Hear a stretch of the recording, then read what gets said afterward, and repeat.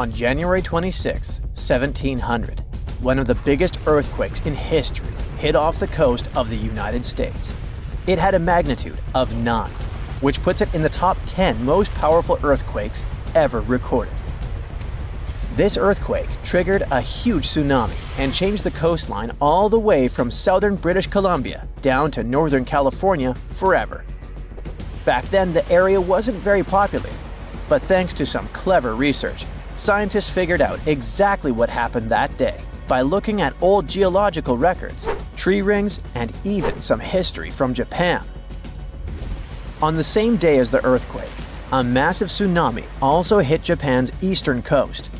For a long time, no one connected the two, but in the 1980s and 90s, researchers realized the tsunami in Japan had been caused by the earthquake in the Pacific Northwest.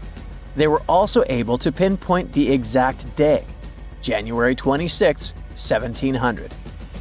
They even found old trees in coastal Washington that had all perished around the winter of 1700, which matched up perfectly with the timing of the earthquake. The earthquake came from the Cascadia subduction zone, a fault where the Juan de Fuca plate slides under the North American plate. This fault stretches about 700 miles, from northern Vancouver Island in British Columbia to Cape Mendocino in California. The pressure from the moving plates builds up over time, and eventually, another big, devastating earthquake will hit the same region. It's just a matter of time. By looking at the geological records, past tsunami deposits, and signs of land level changes, scientists can figure out how often these huge earthquakes happen. Emergency planners have been preparing for the next big quake, often calling it the big one. Scientists believe earthquakes in the Cascadia subduction zone happen every 200 to 1,000 years. And since the last major one was over 300 years ago, the Pacific Northwest is definitely due for another. When it happens, the earthquake is expected to be as big as the one from 1700. But this time, it'll affect around 15 million people. The devastation will be severe. Buildings will collapse, roads and runways will crack, and bridges will fall. Communication in and out of the area will be cut off. But the worst part? The earthquake will trigger a massive tsunami that might hit parts of the Washington coast in as little as 10 minutes. It's not a matter of if, but when the Cascadia subduction zone will break. When it happens, it will be the worst disaster the US has ever faced. Worse than the Hurricane Katrina or Superstorm Sandy. It'll impact an enormous area, stretching from southern British Columbia all the way down through Oregon to northern California. That means millions and millions of people will be affected. Fairchild is considered a backup staging area for handling the aftermath of the earthquake, with Grant County International Airport in Moses Lake being the main one. For those who will survive the initial quake and tsunami, the aftermath could be just as disastrous. Aftershocks will follow, and transportation will be a mess. Roads will be damaged or completely blocked, airports will shut down, and most of the main routes, like Interstate 5, will have bridges destroyed. This means food and water supplies will be cut off, and it will be incredibly difficult for help to get in or for people to escape. Gas pipelines will most likely be damaged too, and restoring them could take anywhere from a few days inland to weeks or even months along the coast. Power outages will be widespread within 100 miles of the coast throughout the entire Pacific Northwest. And water could be out for 3 to 7 months. Even telecommunications will be down for 2 to 3 months across the Pacific Northwest, Alaska, and even parts of East Asia. The good news for eastern Washington is that it will mostly avoid the worst of it, thanks to natural barriers between the west and east sides of the state.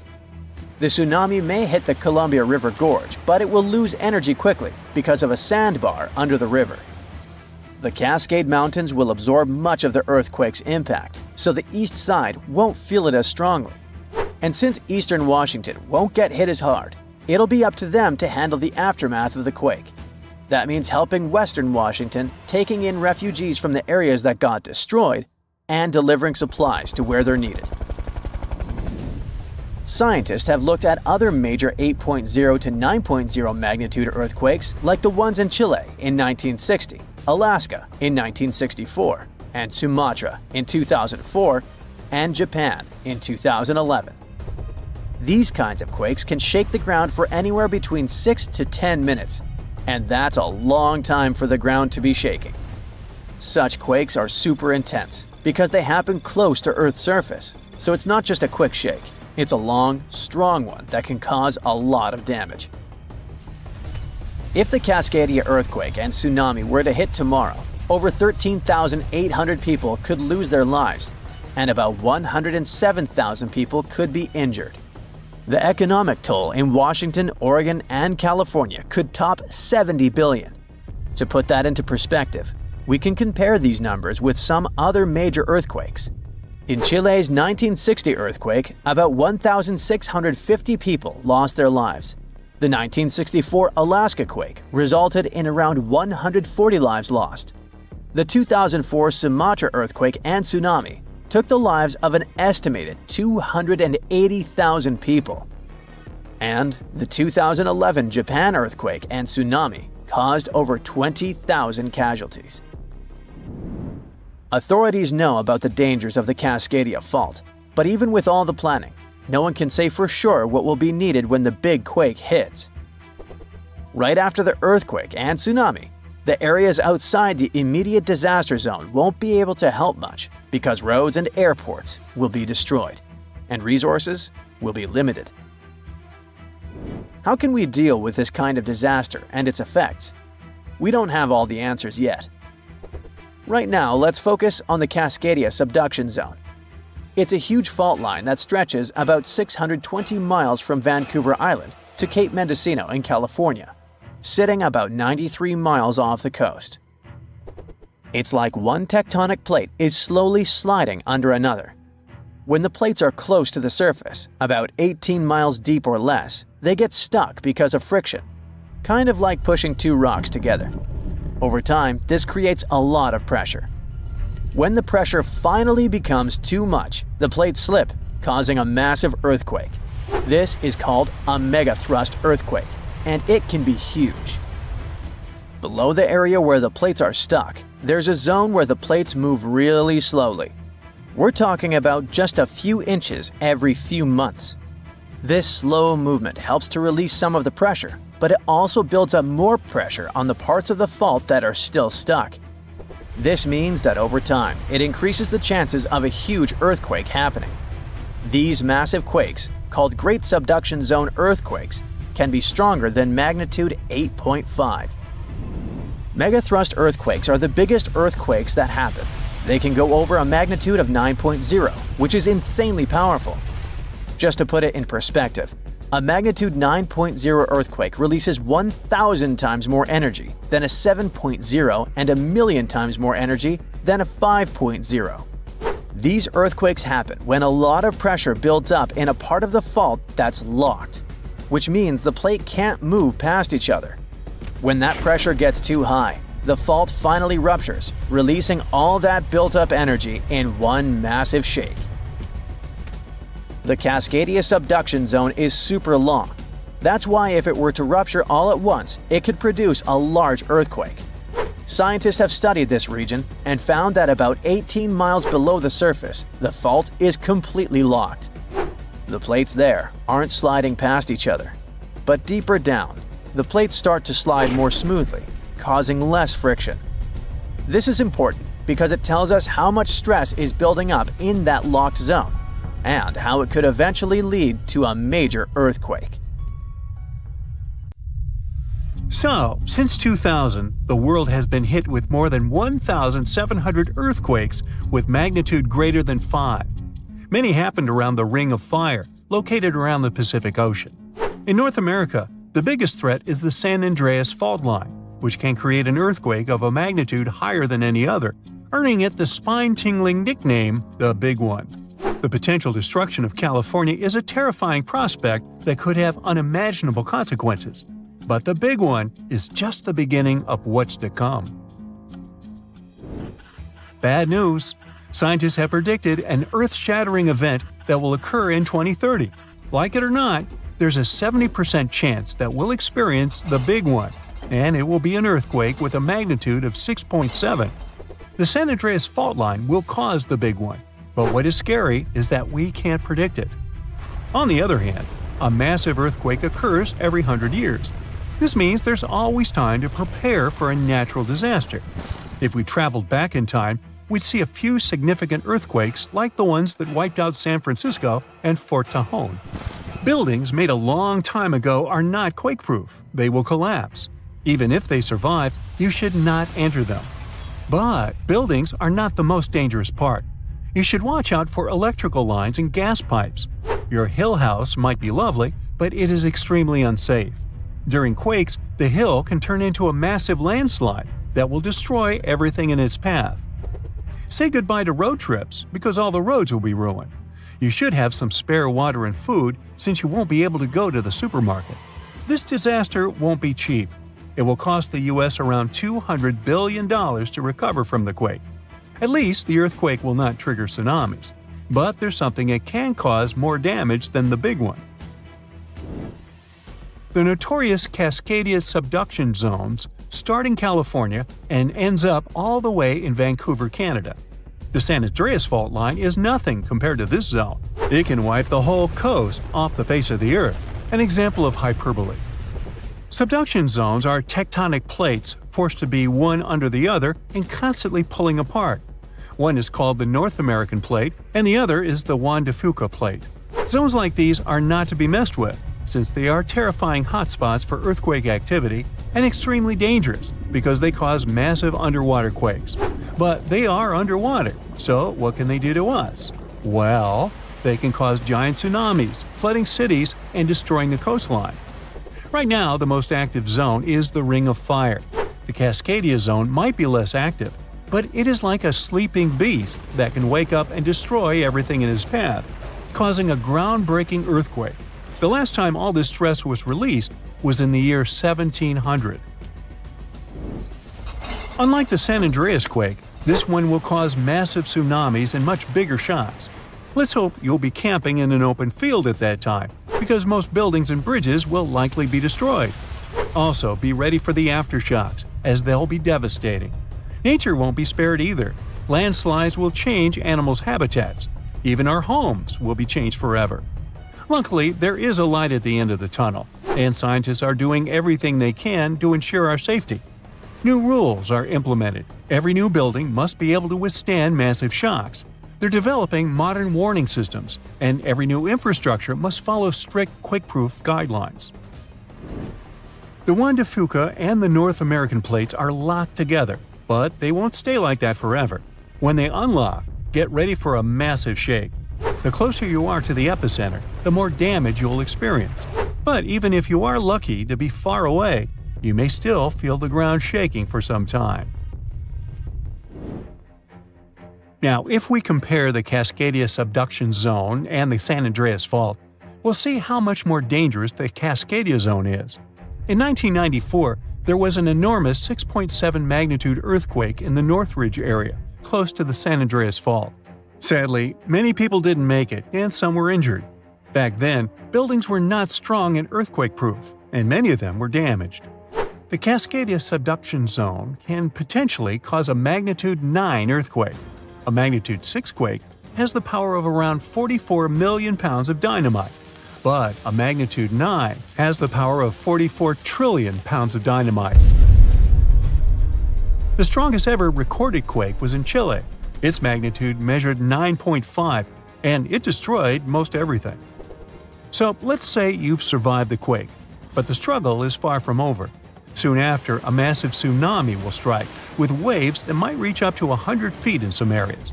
That's so unlike the San Andreas earthquake, which can't produce any significant waves. So say goodbye to your beautiful garden, since salt water will destroy trees and plants, changing the environment for a period of time. The only positive thing will be you won't need Halloween decorations, because all those dried-out trees will resemble a ghost forest. The combination of waves, quakes, and the sheer size of the area will make this natural disaster much more dangerous than any caused by the San Andreas fault or the so-called Big One. A quake similar to this happened around 300 years ago. Many more have been recorded in the past 3,500 years, proving that they continually occur every 400 to 600 years. So, technically, we have around 100 to 300 years before the next big one hits. We still have no idea how exactly the Cascadia subduction zone works, because we discovered it in 1970. This zone is super scary because it can cause big earthquakes. It was found by accident when researchers studied the Ring of Fire. They wanted to know if this area had caused any trouble in the past years, and the proof was under their noses. In Washington, there is a horror forest where nothing has been growing for years. When researchers tested the soil, they found a tremendous amount of salt. They put two and two together and concluded that a massive tsunami had been the reason. Experts still didn't know when the forest was destroyed. But Japan kept records of a gigantic earthquake that had a similar effect. It was the one that happened in the year 1700. There is a 1 in 3 chance that the next one will occur in 2050. You must know how to survive the Canadian earthquakes and make it out unscathed, so listen carefully. Those who live in this area have almost no experience with earthquakes like this one.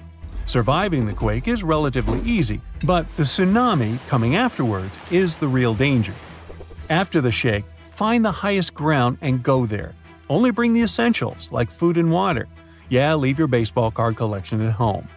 After the first hit, don't try to go down. Seismologists say that most likely there will be a few more waves, and they have proven this.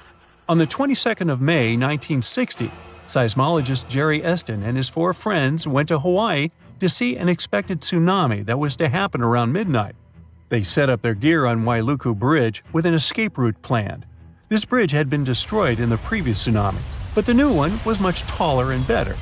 After midnight, the water was 4 feet above the average level. The second wave hit a half hour after midnight, and the water rose another 9 feet by 1 a.m. The water started going down and dropped by 7 feet, but the horror was far from over. Next, they saw a wave that was around 20 feet tall. This shows us that tsunamis are unpredictable, and we should listen to experts to stay safe.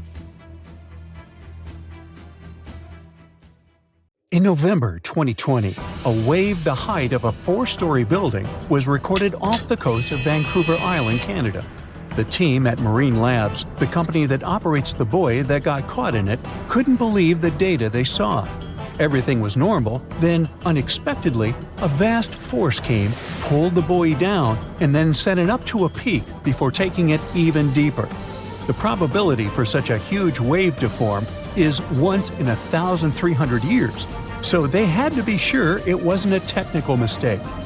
Marine Labs sent the data to a rogue wave scientist at the University of Vancouver. They analyzed and validated the findings and shared them in February 2022. The wave officially became the most extreme rogue wave ever officially recorded, as it was 3 times the height of waves around it. Luckily, this giant didn't leave any damage, as it happened too far offshore. For centuries, rogue waves were believed to be real only in the stories of sailors. Christopher Columbus himself mentioned a rogue wave, but back then, it wasn't officially a thing. In August 1498, he was on his 3rd expedition to the Americas.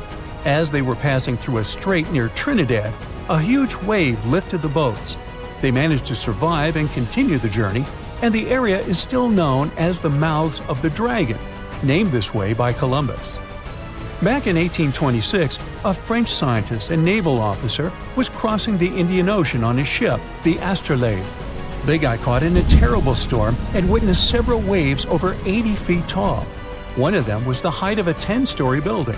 The crew lost one of its members, but the 4 of them, including the captain, made it to land and spread the story of the gigantic waves.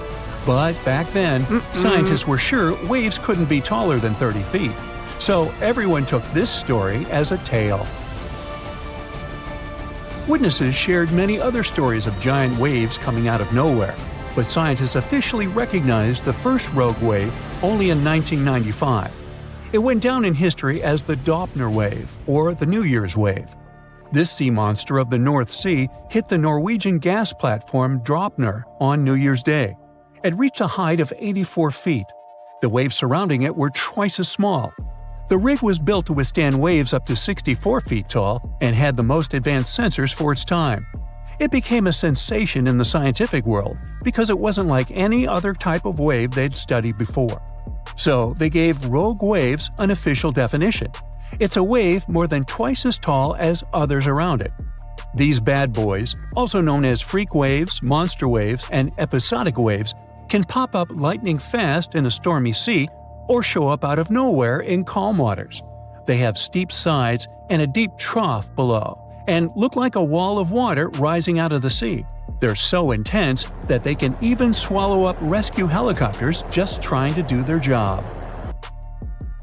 Rogue waves aren't the same as tsunamis. Tsunamis happen when there's a big shift in water, like an earthquake, volcanic eruption, or landslide. They mess with the entire water column.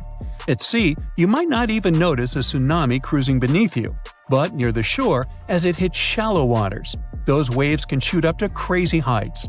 Rogue waves are formed at the surface level, although sometimes they can form deep below, and these are called rogue internal waves. Scientists and sailors singled out some statistics. Rogue waves more often form when wave trains run into fast ocean currents. The coast of South Africa is one good place for that. There are concerns that these water beasts may happen more often in the future because there's more energy in the atmosphere and ocean.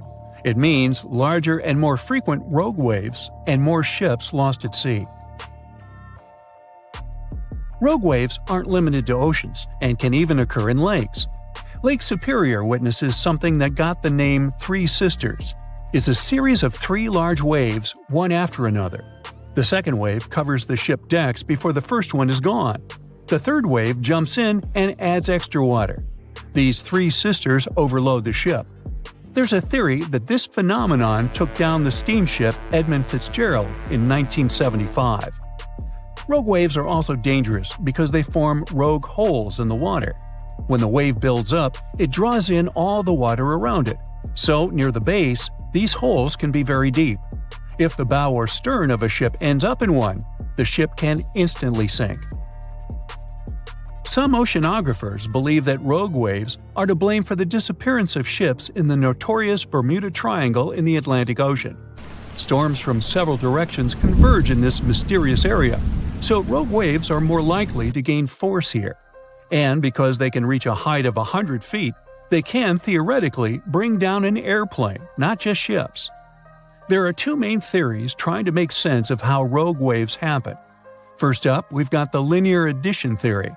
Imagine waves cruising through the ocean at their own speeds. Now, when these waves cross paths, they team up and become stronger, cooking up a rogue wave. Then there's the nonlinear focusing theory. It says waves like to roll in groups, and when they spend time together, they share some energy. Sometimes, this energy exchange turns into a rogue wave. To predict the formation of these freaky waves, scientists would need an innovative radar system to keep a constant eye on the waves near a boat. They'd collect all the data and toss it into a fancy math model that paints a real-time picture of what the ocean surface looks like at that very moment. This model would need to do new calculations of the surface situation every 5 minutes. It would let the crew know if there were any extreme waves coming up in the next several minutes. Such a system doesn't exist yet, but as scientists measure more rogue waves, mathematicians may find a way to alert us of the upcoming rogue waves rising out of the water. Sometimes you can hear the term sneaker wave as a synonym for rogue waves, but oceanographers claim there's a difference. Rogue waves occur mostly in the ocean, and sneaker waves build up at the shore. They're also known as king waves and sleeper waves, and they roll up much faster than usual waves when they approach the beach. They always appear without warning after smaller waves and can be powerful. They can carry swimmers further away into the ocean. But the worst part is, they can also sweep you off your feet and into the water when you're casually strolling on a jetty or the beach, or on an outcropping nearby. Oregon State University researchers found that sneaker waves form in offshore storms that carry wind energy to the ocean surface. With all that energy, several waves unite and overlap into one beast that stands higher and goes further ashore than a regular wave. Another thing that makes them more dangerous is that, just like rogue waves, they're hard to predict. Fishers, surfers, and others who spend a lot of time by the water normally know when and what to escape when it comes to big waves. With sneaker waves, that logic doesn't work. There is no set time of the year when they're more active either, but putting together some data shows you're more likely to experience one of those somewhere between April and October, and the peak would be in October and November. Sneaker waves carry huge amounts of water, sand, and gravel. Those can fill up your shoes in a matter of seconds and sweep you off your feet if you're unlucky enough to be ashore at that moment. These sea monsters also have the power to move huge logs, which carries another hazard. You rub your eyes, trying to make sense of everything. Perfect circular holes in the bottom of the ocean floor off the coast of Big Sur in California. You have no idea how this happened, even though you're a marine biologist who's been practicing it for years. You go through some of the old records and find out that these holes have been around since the 90s. In 1999, a ship-mounted sonar conducted a survey and found 5,200 of these pockmarks, or large holes over 500 square miles, on the ocean floor. They look like moon craters underwater. You contact your team and get the robot ready to go down and explore the scene and bring back a few samples. You and the team drive to the coast and hop on the boat. You're sitting inside controlling the robot with a joystick. Your teammate sets the robot in the water and drives it down. Everything seems normal near the surface, but as the robot goes lower, the pockmarks start appearing. A bunch of boats swift past you, making you lose your balance and focus. The robot turns on the flashlight so you can see better. But as it goes lower, the resolution is less crisp. It almost reaches the bottom, and the holes are smooth and nearly perfect circular shapes. Some of these holes that were visible in the sonar reading measure more than 30 feet across and 15 feet deep. You show the rest of your teammates the images, and they're shocked. The robot continues swimming, but there appear to be more holes all around. Many of them are too small for the scanner to capture from above. These microdepressions are steep and have sort of tails going in a certain direction. It's possible that the currents underwater played a role in their shape. Everywhere the robot swims, there are new holes all around. After a couple of hours, the robot goes back to the boat with some samples. You take them back to the lab and study them. The robot clearly captures images of human trash, but the samples don't indicate anything alarming for now. Despite the fact that 1/3 of the pockets are filled with trash, there's still no explanation of how they were formed. It's late at night and the rest of your team heads back home. You're passing out in the lab, still trying to find some answers. You wake up the next day, and while cooking breakfast, you get this idea that maybe these holes are gases venting out, which could be harmful to marine life.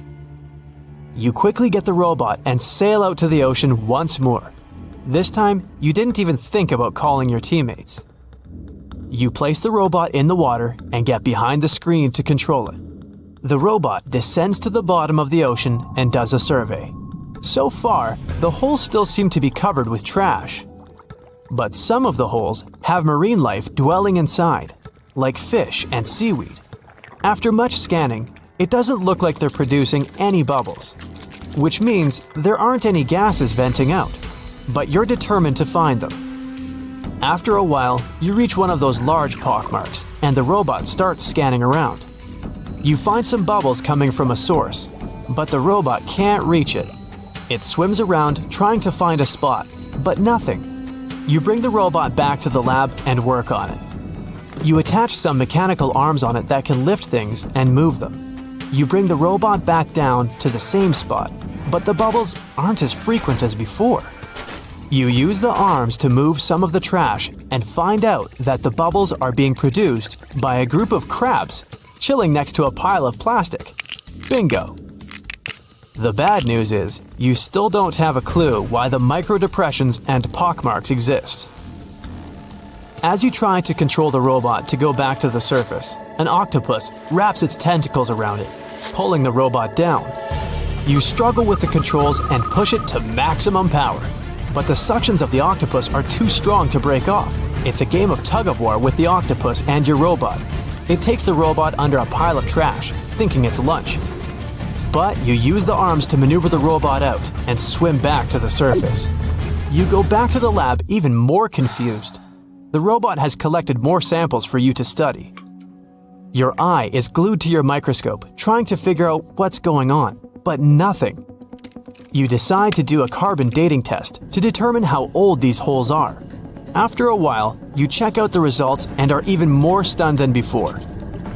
They show that the holes are around 400,000 years old, so it's likely that human trash wasn't the cause for all this. You pull many all-nighters trying to figure out the truth. You gather your team once more and hold a small press conference about this. You claim that this may be something we should be extremely worried about, but you still can't tell them more than what you know. With all the brain work put together, you find out that the large pockmarks haven't changed or been active for more than 50,000 years. The newer holes were most likely created by human trash settling in the bottom of the ocean floor. The marine life gathered some of this trash like plastics and discarded fishing gear and created homes for themselves. This is why around 4,500 of the holes are newer and have trash in them. But it still doesn't answer why the holes appeared in the first place. You're back to square one. The only way to see what's really going on is to clear up the trash from underwater and study them. The story makes headlines in the local community and catches the attention of a cleanup crew. You organize a trip to the ocean and begin the extraction of all the trash. Many cleanup boats arrive and everyone drops down a net to collect the trash. You send down the robot once more to make sure the nets are hitting the right spot. As most of the trash is being collected, many marine life animals scramble and try to find a way to escape. Everyone makes sure not to hurt them. After a couple of weeks, all the holes are cleared up from the trash. You do another sonar scan from the surface and can see the holes clearer than before. But you still don't have an answer for this. You do some more research trying to see if any other holes appeared around the world. On the other side of the country is a mysterious blue hole off of Florida's Gulf Coast. You catch the nearest flight to Florida and make an appointment with the scientists in charge of the expedition. Blue holes are underwater sinkholes that open below the seabed. Just like on the surface, the underwater world also has sinkholes. This one is called the Green Banana and is 150 feet below, and the hole is 435 feet deep. You dive with some special gear with the rest of the team to a barren ocean floor, and the hole is right there in front of you, looking like an oasis in the desert. You and the rest of the scientists are surprised by the diverse marine life dwelling within. Some sea turtles swim past you, and even sharks. These ones don't harm humans. Halfway through, you reach a narrow path, which makes it difficult for humans to pass through. But everyone is careful. There are corals, sponges, mollusks around the corner. You collect some samples and go back to the lab. Blue holes in general are richer in nutrients than barren lands and host plenty of unique marine life. They're quite common and don't pose any sort of threat to anyone. After making the connections, you don't think the holes off the coast of California have anything to do with blue holes. The mystery goes on. There is a powerful force hiding underground where tectonic plates meet, and one forces another under it. This happens in the Pacific and Indian Oceans. Strain builds over centuries. The tension is unbearable until the megathrust awakens. The Earth shakes with a magnitude that can exceed 9 points, more powerful than any other earthquake. When the seafloor suddenly gets pushed up fast, it sends a huge ripple across the water, and a tsunami of huge force is out. These waves are called teletsunamis, and they cross entire ocean basins, ready to take over coastlines thousands of miles away. The thrust fault stretches over 600 miles. The Earth is not just shaking, it feels like it's tearing apart. This is the power of a megathrust earthquake. Those caught in its path will have to fight for their lives. Japanese authorities recently had to issue their first ever megaquake advisory. It happened because of a strong tremor on the edge of the Nankai Trough ocean floor zone. In the end, most of the warnings were lifted, and there wasn't much damage from the 7.1 magnitude earthquake. Parts of southwestern Japan started to shake, and the superfast trains in Japan slowed down to stay safe, which made travel slower for everyone. But everyone is staying alert as they know about the risk of a megathrust earthquake that could happen within the next few decades in the Nankai Trough. The tectonic plate under the Philippine Sea is slowly sliding underneath the land where Japan is, moving just a few inches every year. The last big earthquakes from this area happened in 1944 and 1946, both with a magnitude of 8.1. These quakes have caused a lot of destruction in the country. The next megathrust earthquake in the region, if it does happen, could be between a magnitude 8 and 9. Scientists still can't agree on how likely this mega earthquake is to happen, but it could be up to 80% certainty. On the other side of the Pacific, scientists from the U.S. Geological Survey have studied a dangerous area along the U.S. West Coast.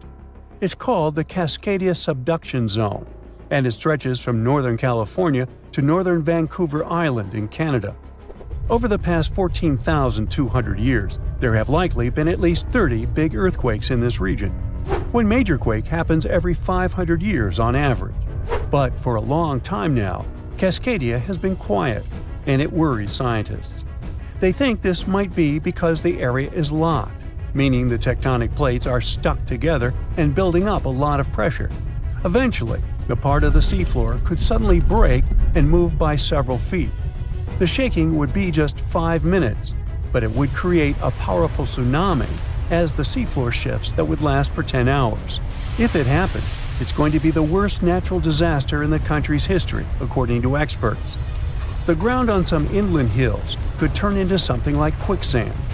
This would cause the hillsides to slide and crumble, taking down roads and bridges. Around 620,000 buildings could be badly damaged or even collapse, including about 100 hospitals and 2,000 schools.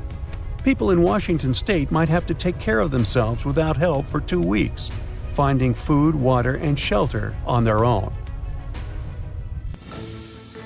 Scientists are studying slow slip events, where the tectonic plates move very slowly over weeks or months, releasing some energy but not enough to stop a big one. Every time the magnitude of an earthquake goes up by just one number, the energy it releases is 40 times bigger. So we'd need about 1 million small earthquakes every day for 500 years straight to release the same energy as one huge magnitude 9 earthquake. But these small earthquakes might be clues that a bigger earthquake is coming. To better monitor the Cascadia Fault, experts are mapping the fault more accurately and adding better monitoring tools offshore. Scientists receive over $10 million to install seismic sensors and seafloor pressure gauges on a fiber optic cable off the coast of Oregon. The goal is to be ready to warn people and potentially save lives when a big earthquake strikes. A sharp megathrust earthquake happened in this part of the world in 1964. It went down in history as the Great Alaska Earthquake and had a magnitude of 9.2. It lasted for more than 4 minutes, making it the most powerful earthquake in the history of the U.S. and North America. The ground shook so hard that it caused huge cracks and landslides. In Anchorage, many houses, buildings, and roads were destroyed because they weren't built to handle such a big earthquake. In some places, the land was permanently changed. For example, the coastline near Kodiak and Hinchinbrook Island was lifted by 30 feet. In other areas, like Gerwood and Portage, the ground sank by 8 feet. They had to rebuild roads higher so they wouldn't be flooded by the time. A huge 27-foot tsunami wiped out the entire village of Chiniga. Many coastal towns were heavily damaged, not just by the earthquake, but also by tsunamis and the fires that followed. After the main earthquake, there were thousands of smaller aftershocks for months. A moderate earthquake of magnitude 4.4 shook Los Angeles in August 2024. Once it was over, the LA Fire Department checked around the city and didn't find any major damage or anyone hurt. In the nearby city of Pasadena, which is close to the earthquake's epicenter, a water pipe burst inside City Hall and everyone had to leave the building. Thankfully, there was no danger of a tsunami. The best we can do to avoid panic in such situations is to be prepared. Japan is one of the places on Earth where earthquakes happen the most because it sits on the edges of 4 tectonic plates. Around 1,500 of these earthquakes each year are noticeable. Because of this, the people in Japan have learned to live with earthquakes. The 1950 law set a rule that buildings should be able to handle earthquakes up to a magnitude 7 without falling apart. An update 30 years later said that buildings should only have minor damage in such earthquakes and still work as usual. But if an earthquake is even stronger, the law says the building's main job is to not collapse and save people's lives. At the most basic level, buildings are made stronger with thicker beams, pillars, and walls so they can handle shaking better. Another technique is placing special pads made from materials like rubber at the base of a building. Some buildings are even built on thick layers of padding that separate them from the ground completely, which helps protect them during an earthquake. A skyscraper might sway back and forth a lot, moving up to 5 feet.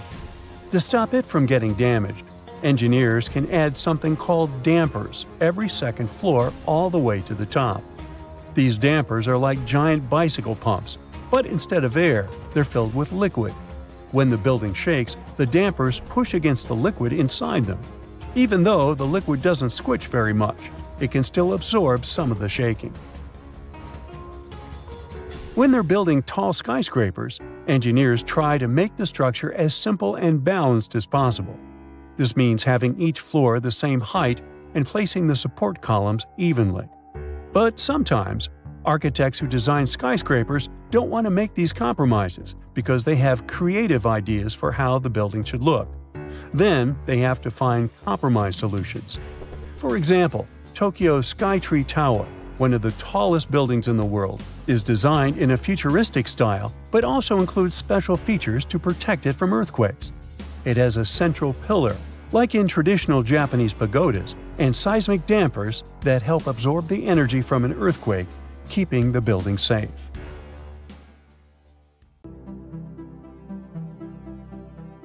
Back in 2018, the biggest active underwater eruption ever happened, at least the one that we could officially record. Scientists followed earthquakes that struck the area in the western Indian Ocean off Madagascar. Between 2018 and 2021, over 11,000 earthquakes struck a small island called Mayan between Madagascar and Mozambique. The strongest one had a magnitude of 5.9. Until then, this area had been pretty peaceful. There had only been 2 earthquakes recorded over 50 years. Along with regular earthquakes, there were also some unusual seismic hums, like earthquakes at pretty low frequencies, forming deep underground. People couldn't feel those hums at the surface, but researchers around the world discovered them and realized they were related to volcanic activity no one actually noticed coming. Something strange happened. That underwater eruption created a giant skyscraper-sized volcano. This new underwater volcano turned out to be around 1.5 times the height of One World Trade Center in New York, and almost 10 times bigger than the Statue of Liberty. The area where it appeared had been explored in 2014, but it was almost flat, peaceful, and empty back then. Now, there is an actual volcano nearly 8,500 feet below sea level. The volcano gets its magma from a super profound reservoir located nearly 34 miles underground. It's the deepest reservoir of volcanic magma that we know about. The Earth has layers, and the middle one is kinda chunky. It's very much like peanut caramel filling many chocolates have. Research shows there are probably hunks of oceanic crust deep inside the Earth's liquid mantle.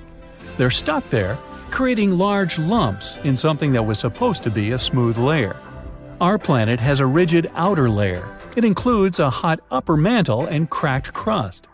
The hot mantle moves and churns all the time, making the crust at the surface move too. This way, the oceanic crust dives into the depths and makes huge magma plumes go up toward the planet's surface. Scientists even found an ancient piece of the Pacific Ocean hundreds of miles underneath China.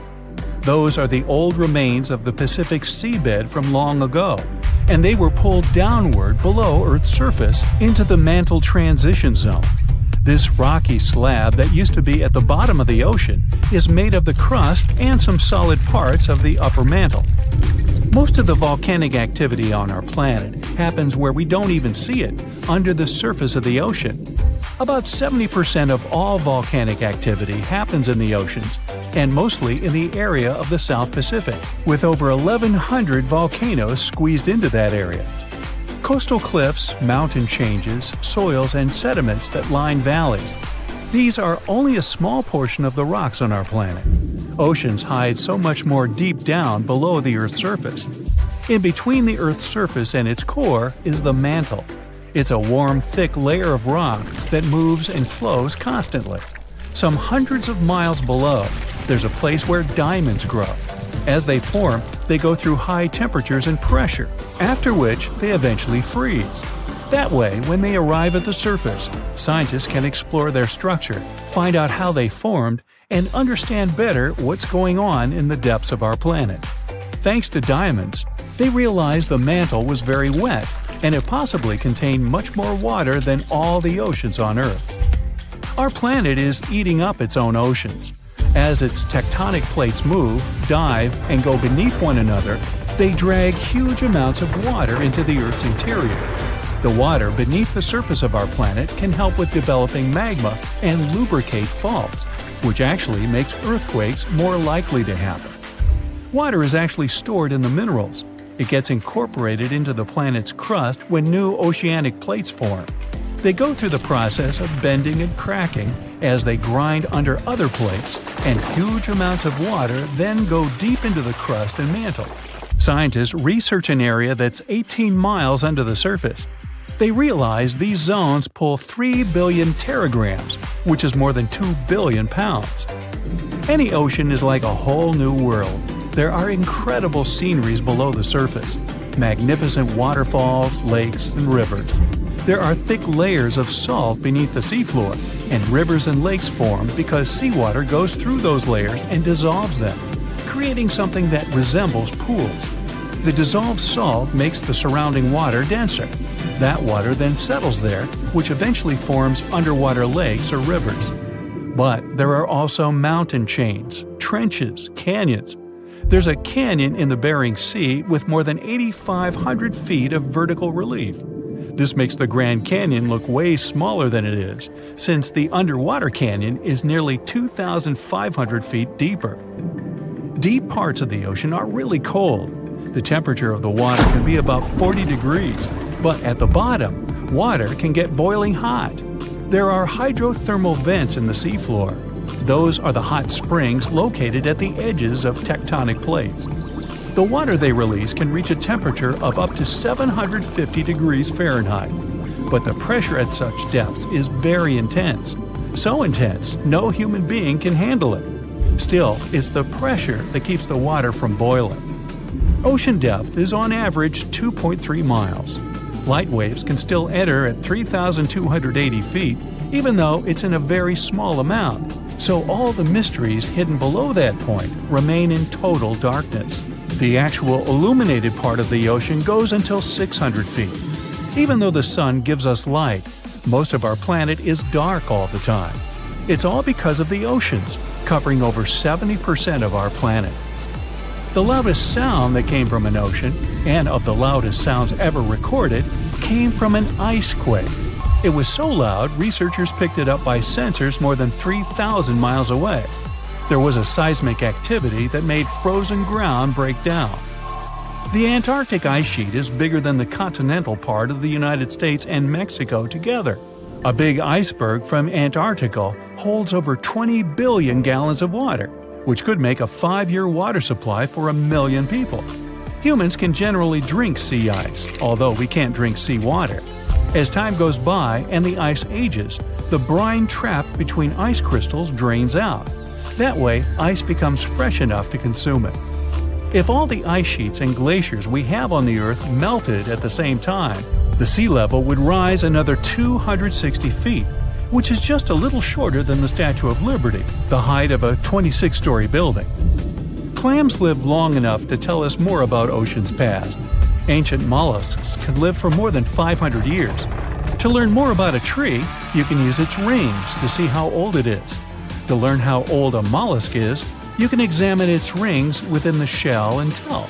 This is also how scientists get information about the ocean, climate, and whatsoever.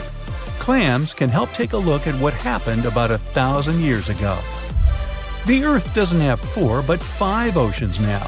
The new one, called the Southern Ocean, was officially recognized only a few months ago. It borders the Atlantic, Pacific, and Indian Oceans, so scientists couldn't agree if it's really a new ocean or just part of the colder regions of these 3. We don't only divide oceans on maps, each has different conditions for unique marine species. For example, the Southern Ocean has leopard seals, orcas, minke whales, emperor penguins, and other animals that live in cold icy seas.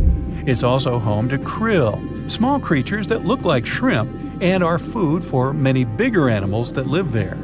Life on our planet started about 3.5 billion years ago. I wasn't around then. It's still a mystery how and when exactly, but some theories say life could have first emerged in the depths of the ocean. A few years ago, scientists found microscopic tubes and filaments within rocks formed about 4 billion years ago. These rocks are fragments of ancient oceanic crust. Also, these tiny tubes and filaments are similar to microbes that can still be found on hydrothermal vents in deep parts of the ocean. The idea is these living cells found conditions to stay alive in tiny rocky pores inside the chimneys of those vents, and started the amazing adventure of the evolution of life on our planet. Okay, it's pop quiz time. What's the strongest river in the world? The Amazon? Pfft, rookie guess. No, really. The mightiest river isn't on land at all. It's underwater, and is called the Antarctic Circumpolar Current, or ACC for friends. This beast flows with a force 100 times stronger than the Amazon River, and it could power over 100,000 hydroelectric plants. That's enough electricity to light up entire continents. But this underwater juggernaut doesn't just flex its muscles for fun. It's the planet's ultimate multitasker. The ACC is Earth's thermostat, carbon vacuum, climate stabilizer, and oceanic superhighway all rolled into one. But here's the not-so-fun part. Scientists have spotted a serious red flag. The ACC is slowing down. And not just by a little bit. We're talking up to 20% weaker by 2050. If this trend continues, we're looking at climate chaos that could make your worst Monday feel like a day at the spa. So, maybe time to panic a little? Well, hold on. So what is the ACC anyways? To learn more about it, we need to dive deep into the ocean, figuratively. The Antarctic Circumpolar Current is the only ocean current that flows all the way around the planet, hugging the cold continent of Antarctica like a belt of water. Unlike other currents that get tripped up by continents, the ACC has a clear racetrack, nothing but open ocean, so it flows uninterrupted through the Drake Passage between South America and Antarctica. It moves an astonishing 3.6 billion cubic feet of water per second. That's so much water we couldn't find anything to compare it to, sorry. The ACC is driven by ferocious westerly winds, moving eastward to connect the Atlantic, Pacific, and Indian Oceans into one continuous supercurrent. It also plunges into abyssal depths, connecting shallow, intermediate, and deep waters into one giant, swirling blender of oceanic energy. Now, to put it simply, maybe too late for that, but I'll try, the ACC is the glue that is keeping all of our planet together. It plays a starring role in the thermohaline circulation, or global conveyor belt, if you don't want to sound lame. This is the system that redistributes heat, carbon, and nutrients around the globe. To make it all work, the ACC pushes nutrient-rich deep water to the surface in a process called upwelling, feeding plankton, krill, whales, and eventually sushi on your plate. That means if you love seafood or care about ocean food chains at all, you should really start paying attention. Without this nutrient cycling, marine life from the bottom to the top of the food web suffers. Now, here's the cool part. While it's busy playing waiter to the sea, the ACC is also doing our laundry. Well, sort of. It absorbs massive amounts of carbon dioxide from the atmosphere and stores it in the deep ocean, locking it away for centuries. Think of it like Earth's giant carbon vault, no password required. It also helps regulate the weather. Without the ACC pushing heat around the globe, Western Europe would be 50 degrees colder. That means Paris would feel like Siberia, and Londoners would have to trade their umbrellas for snowshoes. The current helps maintain the temperature balance between the hemispheres, stabilizing wind patterns, rainfall, and ocean temperatures around the world. Even hurricane patterns could change because warm ocean surfaces are a key ingredient for cyclone formation. Mess with the currents, and you might be dialing up stronger, weirder storms. So, why is it slowing down? Well, of course, the answer is humans. You know those ice caps that are melting? Well, in Antarctica, where our friend the ACC lives, there's so much ice that if all of it melted, the Earth would rise more than 200 feet. That's taller than Cinderella's castle. What's worse, 60% of all the fresh water in the world is frozen in that ice. While that much water melting is already terrifying, it's the freshness of the water that really messes things up. You see, the ACC relies on the Southern Ocean's cold, salty water to be dense and heavy so it can sink, which helps power the current forward like a chain reaction. But when fresh water from melting glaciers pours into the ocean, it dilutes the saltiness. That makes the water less dense, so it stops sinking properly. Without that sink and flush mechanism, the ACC can't maintain its powerful flow. It's like trying to flush a toilet with no gravity. As this continues, fresh water flows north, altering the ocean's density structure and counteracting the effects of ocean warming, which normally would speed the current up. Instead, the ACC slows down. A weaker ACC means less upwelling, so fewer nutrients reach the surface. This could devastate Antarctic marine ecosystems, reducing biodiversity, collapsing fisheries, and threatening species like penguins, whales, and krill. It also opens the door in Antarctica to invasive species, like the southern bull kelp, which could throw entire food chains into chaos. Krill alone are the main food source for whales, seals, penguins, and fish. So when krill populations crash, the whole system begins to wobble like a house of cards in a hurricane. And then there's the feedback loop from hell. As the ACC weakens, more warm water can sneak southward, reaching Antarctica and melting the ice even faster. That melting will dump more fresh water into the ocean, which will weaken the current even more, which will melt more ice, and you get the idea. It's a vicious cycle. Worse still, warm waters underneath ice shelves can cause them to break apart from below, meaning the melting accelerates even when surface temperatures seem stable. Globally, the effects would ripple far and wide. Monsoons in India could become erratic, rainfall in the Amazon could drop, and agriculture from Africa to Asia could suffer. Sea levels along the east coast of North America could surge, and global weather patterns could spin into confusion. Even the Southern Ocean's ability to support commercial fisheries, like Chile's lucrative salmon industry, could decline as nutrients fail to reach the surface. And let's not forget, without a strong ACC, the ocean's ability to absorb carbon and excess heat plummets. That means that more CO2 and heat will stay in the atmosphere, making our lives even more miserable. It's like turning off Earth's air conditioner while cranking up the furnace, and burning down the pantry while you're at it. Of course, this isn't the first time things went south with the ocean currents. Before humans started heating up the planet, Earth went through a deep freeze called the Little Ice Age, and it wasn't just about colder winters. This icy chapter may have kicked off when ocean currents in the North Atlantic started acting weird. And it wasn't so long ago. This Little Ice Age had a peak in 1850, literally yesterday. Scientists believe that melting glaciers and massive exports of Arctic sea ice flooded the ocean with fresh water.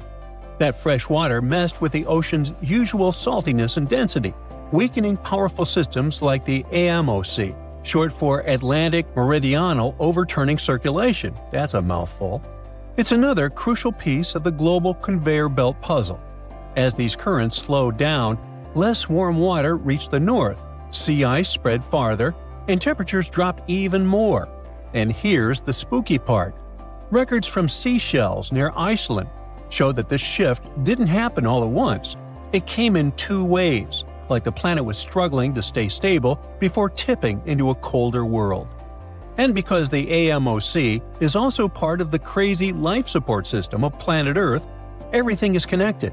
Both systems are influenced by temperature, salinity, and the sinking of cold water. When the ACC slows, it can alter the balance of deep water formation and mixing, potentially weakening the AMOC too. That's a domino effect you really don't want to see. In fact, some models suggest that if both the ACC and AMOC are pushed past their tipping points, the result could be centuries of unstable climate conditions, way beyond anything modern agriculture or infrastructure is built to handle. So, next time you're sipping a cold drink or enjoying sushi, maybe raise a toast to the mighty ACC. It's doing a lot more for you than you think, and it could really use a little appreciation and less ice melting, please. It's 9:59 a.m. when a man is jolted awake in his bed by a powerful, mysterious force. While he's trying to figure out what's going on, a giant 100-foot-tall column of water is already surging toward his hometown. In 20 minutes, most of his friends and family members will lose their lives when a sky-high wall of water sweeps away buildings, trees, and cars. And it can happen to you at any given time. It's the day after Christmas in 2004. Thousands of tourists from Europe and America are enjoying tropical beaches in Thailand, Sri Lanka, and Indonesia when a powerful undersea earthquake strikes off the western coast of northern Sumatra, Indonesia. It's a 9.3 magnitude earthquake, the most powerful ever recorded in Asia. It triggers one of the largest tsunamis in history, the Boxing Day tsunami, which will take the lives of 230,000 people within a few hours. The city of Banda Aceh in Sumatra, Indonesia, home to 260,000 people, is the closest to the earthquake's epicenter. In less than half an hour after the quake, huge 10-story tall waves crash into the city. More than 60,000 people lose their lives immediately. The destruction is so severe that almost no one in its path survives. Next, the tsunami hits Thailand. The waves, rushing at a mind-boggling 500 miles per hour across the Indian Ocean, reach the shores of Phang Nang and Phuket about 90 minutes later. Despite such a significant time gap, both locals and tourists are caught totally off guard. Many beachgoers even walk out onto the beach, curious about the strangely receding sea, only to be overtaken by a towering wall of water. Nearly 5,400 people, including 2,000 foreign tourists, won't survive that day in Thailand. An hour after Thailand, the tsunami hits southeastern India near Chennai. Debris-filled waves push miles inland, taking the lives of more than 10,000 people. Sri Lanka faces even worse devastation. The island will lose over 30,000 people, and hundreds of thousands will become homeless. The tsunami's incredible strength is evident even far away. 8 hours later, it claims its last victims in South Africa, 5,000 miles from the quake's epicenter. There, rogue waves catch swimmers off guard. Researchers from NOAA's Center for Tsunami Research explain that the destruction was due to the sheer power of the earthquake. It originated from a megathrust fault. That's where heavy ocean plates dive beneath lighter continental plates. These faults are the largest in the world and lie underwater. The 2004 earthquake ruptured a 900-mile stretch of the Indian and Australian plates, 31 miles beneath the seafloor. Plus, instead of one quick jolt, the quake lasted for 10 minutes and released an unimaginable amount of energy. During the shaking, massive sections of the seafloor moved upwards by 130 feet. That's a lot. Such a sudden movement set colossal waves rippling across the ocean. Imagine it like dropping a massive pebble into the water. The thing is, tsunami waves aren't like those surfing waves you may imagine. No, they look like a fast-moving whitewater river that floods everything in its way. If you get caught in those raging waters, it's almost impossible to survive. If the powerful currents don't pull you under, floating debris will.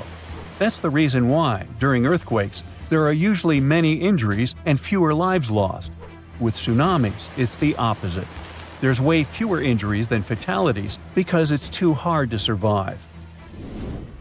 Catastrophic tsunamis, like the one in 2004, are rare. That's why India and Sri Lanka had no record of such disasters. This lack of experience, combined with the absence of warning systems, made the consequences of the disaster even more tragic. People didn't feel the earthquake because they were far from the epicenter. And with no natural warning signs, no official alerts, and no history of tsunamis, the waves that hit crowded coastlines had devastating effects. By the way, the Pacific Ocean, the largest ocean on Earth, is where most earthquakes and tsunamis occur. Locally damaging tsunamis strike somewhere in this ocean about once every 1 to 2 years. 76% of the recorded fatal tsunamis happened in the Pacific, and 99% of tsunami casualties are caused by local or regional tsunamis, which occur more often and hit quickly. But then a question arises: could a tsunami as devastating as the Boxing Day one happen again? Unfortunately, the answer isn't very straightforward. A warning system has indeed been established in the Indian Ocean. Its goal is to alert coastal nations of potential tsunamis. But human behavior is still a critical challenge. This became clear during a real-life test in 2012. That's when many residents of Banda Aceh, Indonesia, simply ignored evacuation towers after a tsunami warning. People never seem to learn, huh? The Indian Ocean Warning Network uses undersea pressure sensors placed near tectonic plate fault lines. These sensors detect any changes and transmit data to surface buoys, which then send it via satellite to control centers on land. Authorities analyze the information and decide whether to issue warnings and evacuate at-risk areas. Aceh, located on one of the world's most active fault lines, implemented additional safeguards. They installed sirens in coastal cities, and people get alerts on their cell phones. Plus, there are evacuation towers, reinforced concrete structures capable of holding 500 people. They are special safe zones. Authorities did test how well prepared people were. In 2009, 18 Indian Ocean countries participated in an evacuation drill, simulating a large earthquake. Thousands of coastal communities took part in this drill, and officials concluded that the exercise had been a success. Fast forward to the system's first real test in April 2012. An 8.6 magnitude undersea earthquake west of Aceh triggered tsunami warnings. And even though there were no significant waves, the whole situation revealed critical flaws. Many residents ignored evacuation towers, choosing instead to flee by car or motorbike. This led to citywide traffic jams, with people getting stranded in areas vulnerable to a potential tsunami. It was chaos.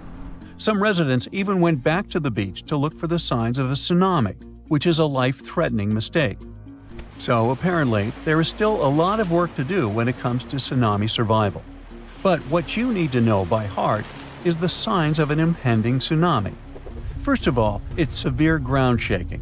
Strong earthquakes near coastal areas can generate tsunamis. If you notice that water on the beach starts to recede at an alarming rate, exposing the ocean floor, reefs, and stranded fish, run. Then there might be unusual ocean sounds. Keep in mind that a loud roaring noise, resembling a train or jet engine, may accompany an approaching tsunami. If you notice any of these warning signs, do not wait for official evacuation orders. Leave low-lying coastal areas immediately and move to higher ground as fast as possible. If you're at home, make sure your family members know about the tsunami and follow official guidance. You should remember that locally generated tsunamis may strike within minutes. You have to act quickly. If it's a distant tsunami, you may have more time to evacuate. If you don't have an opportunity to move inland, hide in high reinforced concrete buildings. Avoid staying in small buildings or homes in low-lying areas. If you're on a boat, stay offshore. Tsunami activity isn't as dangerous in deep water, so avoid returning to port during a tsunami warning. If you're already in port, check with harbor authorities for guidance. If it's possible to move to deep water, do it in an orderly manner. It may be safer for small boat owners to leave their vessel and move to higher ground. And always, always, prioritize moving to higher ground over saving your belongings. If you live in a coastal area, you can take some measures to protect your property in advance. Since most tsunami waves are under 10 feet, you may consider elevating your house. It can reduce damage. You can also consult an engineer to assess and reinforce your home. And finally, don't forget to protect outbuildings too, and create fences that will allow animals to reach higher ground. Around 2,500 years ago, an earthquake completely changed the course of one of the largest and most famous rivers on the planet, the Ganges. Now, it's normal for rivers not to sit in one place, so if you live next to one, it could also just disappear without a trace or flood the whole city one day. In the case of the Ganges River, a supermassive earthquake became the reason for this dramatic change. Scientists say it might happen again, and it would be a huge problem for millions of people who depend on this river. The Ganges River starts as small streams in the Himalayas and travels a long way, over 1,500 miles. Along its journey, it meets other big rivers before all the water flows into the Bay of Bengal. The Ganges has the largest delta in the world among all rivers.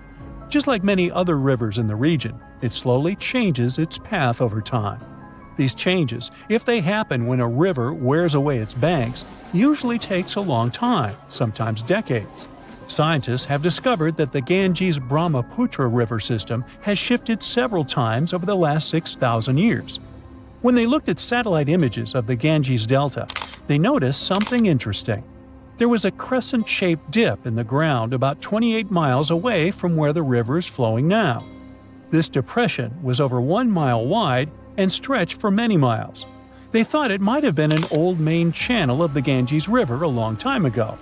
In 2018, the team decided to visit the area to check it out for themselves and take samples to learn more about it. While driving back home, they noticed a pit where someone was digging dirt to create a pond. The next day, they planned to fill it with water, but the researchers spotted something strange in the dirt. There were vertical bands of light-colored sand mixed into the darker mud. These special layers are clues from the past. They show that an ancient earthquake made sand and water shoot up from below the ground and created sand volcanoes that were trapped in time. The scientists studied the sand and mud and figured out that these earthquakes happened around 2,500 years ago and were strong, with magnitudes of 7 to 8. The epicenter was over 110 miles away from the main stem of the river, but it was powerful enough to displace it. It could have affected around 140 million people. The Ganges-Brahmaputra system is close to spots where Earth's tectonic plates meet, so earthquakes happen here often. There's no danger right now, but scientists think that another massive earthquake could happen in the next few hundred or thousand years. It could threaten up to 170 million people. That's about half the population of the U.S. No one can predict exactly when an earthquake will happen or how strong it will be. Learning how earthquakes in the past moved rivers helps scientists figure out patterns and make guesses about similar events in the future. This knowledge could help us prepare better and create safety plans before another big earthquake strikes. Now, the Ganges isn't the only river at risk. The Yellow River, the Irrawaddy River, and rivers in the United States like the Klamath and San Joaquin all face similar dangers. The mighty Mississippi River has also switched its path many times over the last 7,000 years. Right now, there's a huge system of dams and barriers called a control structure in central Louisiana. This structure's job is to stop the Mississippi from spilling over its banks and joining a nearby river. But scientists think that, in theory, these barriers wouldn't handle mega floods. So the Mississippi could break free and change its course again. This would cause massive problems, especially in southern Louisiana.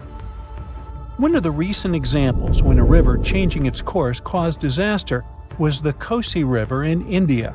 In August 2008, over just a few days, the river's path shifted by almost 60 miles, which is a huge change. Floods happen in some parts of the state rather often, but they hadn't seen such strong ones in over 50 years.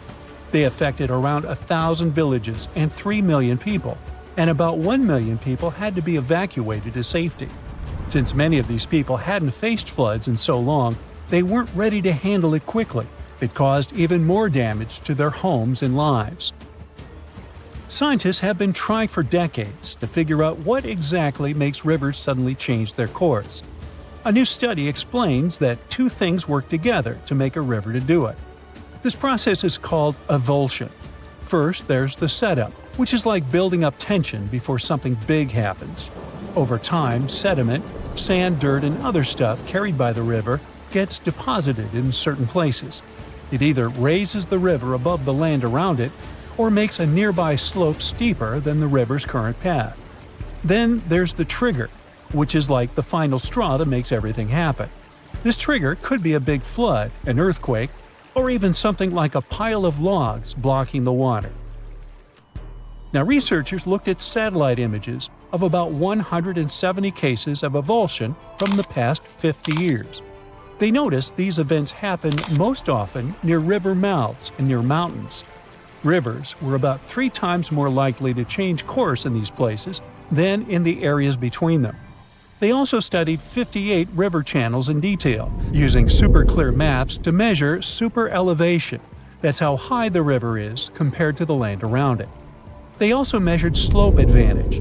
That's how steep a new path might be compared to the river's current one. They found that near mountains, rivers often pile up so much sediment that they become super elevated and spill over.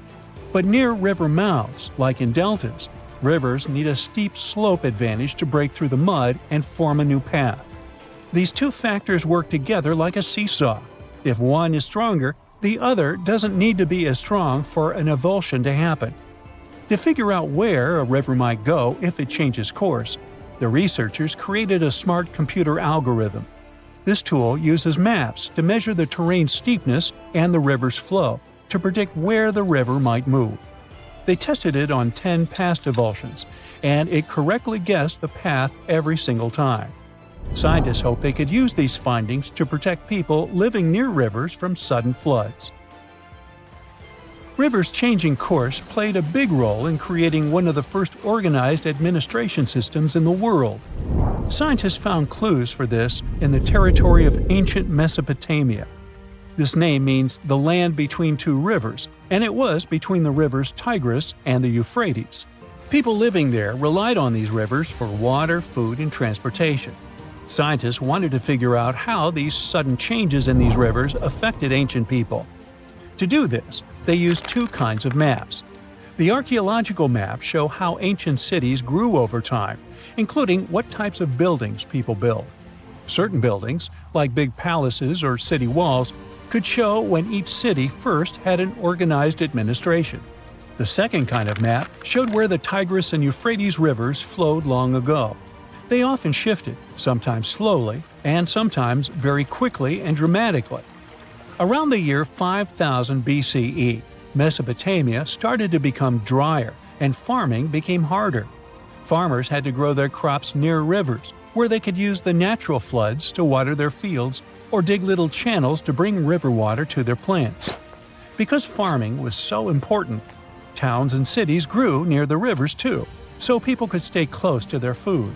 But when a river suddenly changed its course, people didn't give up. They worked together to dig long canals to bring water from the new river path back to their fields. The canals helped them get water again, and the administration buildings showed they were organizing as a community to solve big problems together. Oh boy, scientists predict a volcanic eruption that is likely to be one of the most destructive in the history of our species. There's a 1 in 6 chance of it happening in this century, and it could seriously change the climate even more and put millions of lives in danger. Back in January 2022, the Hunga Tonga Hunga Ha'apai volcano erupted in the South Pacific Ocean, creating a huge explosion. It sent tsunamis all the way to Japan, North America, and South America.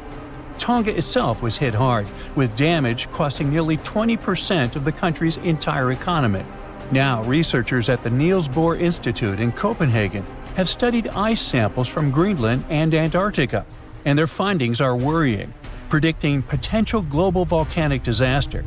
They say there's a real chance of a much bigger eruption, a whopping 10 to 100 times larger than Tonga's. In the past, eruptions this size used to change the climate and even cause civilizations to collapse. Despite future volcanic eruption risks, experts say the world isn't prepared at all. Michael Cassidy, a volcanologist from the University of Birmingham, warns that no sufficient effort is made to handle a disaster like this. He says that NASA and other space agencies spend billions on asteroid defense. At the same time, a volcanic supereruption is way more likely than an asteroid impact.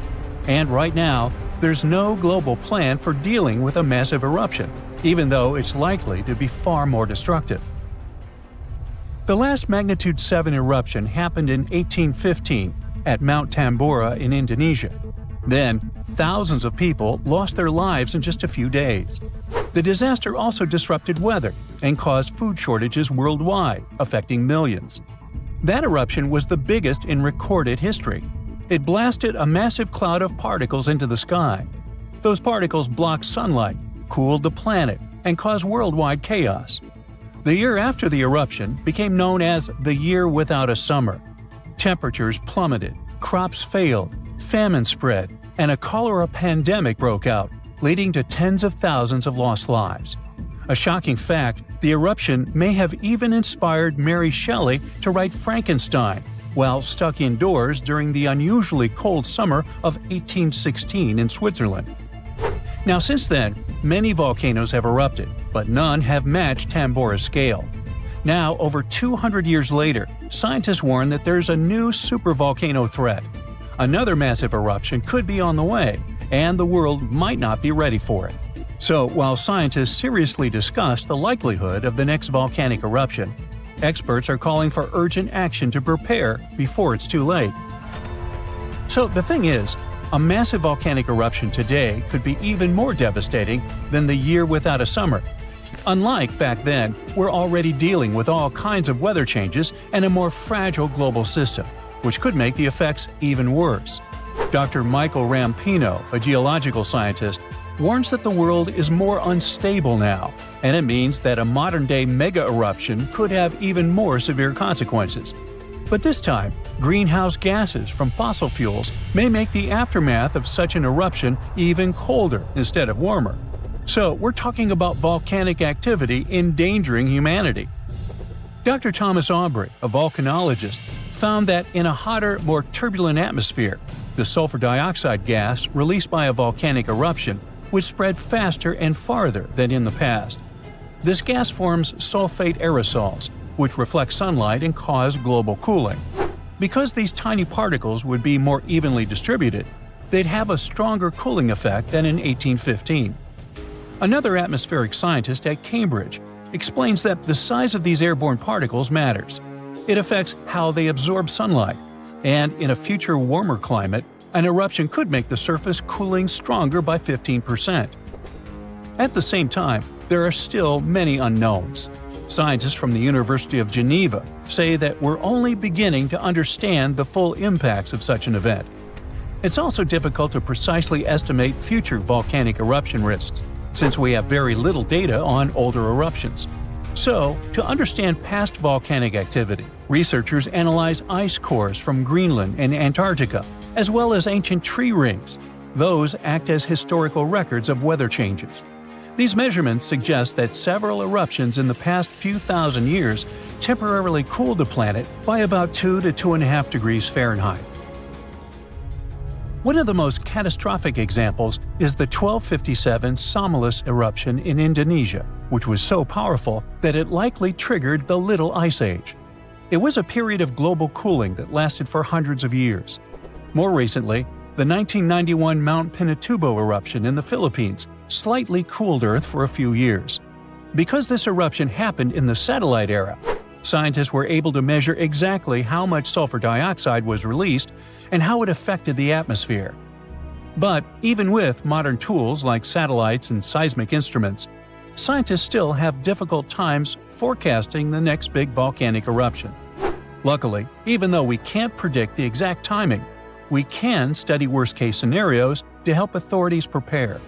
This includes creating evacuation plans and stockpiling food in case of global crop failures caused by volcanic cooling. The changes in weather patterns might make volcanoes more active. Melting glaciers can reduce pressure on underground magma, which will increase the chances of an eruption. Plus, more extreme rainfall, which is becoming more and more common, can seep into volcanic cracks and cause powerful steam-driven explosions. It can affect both active and dormant volcanoes. Because of these risks, researchers are now mapping volcanoes that are the most vulnerable to climate change. Their studies show that the highest supervolcano threat comes from such areas as Iceland, Chile, and Indonesia. Those are places where glaciers are melting quickly or rainfall is increasing dramatically.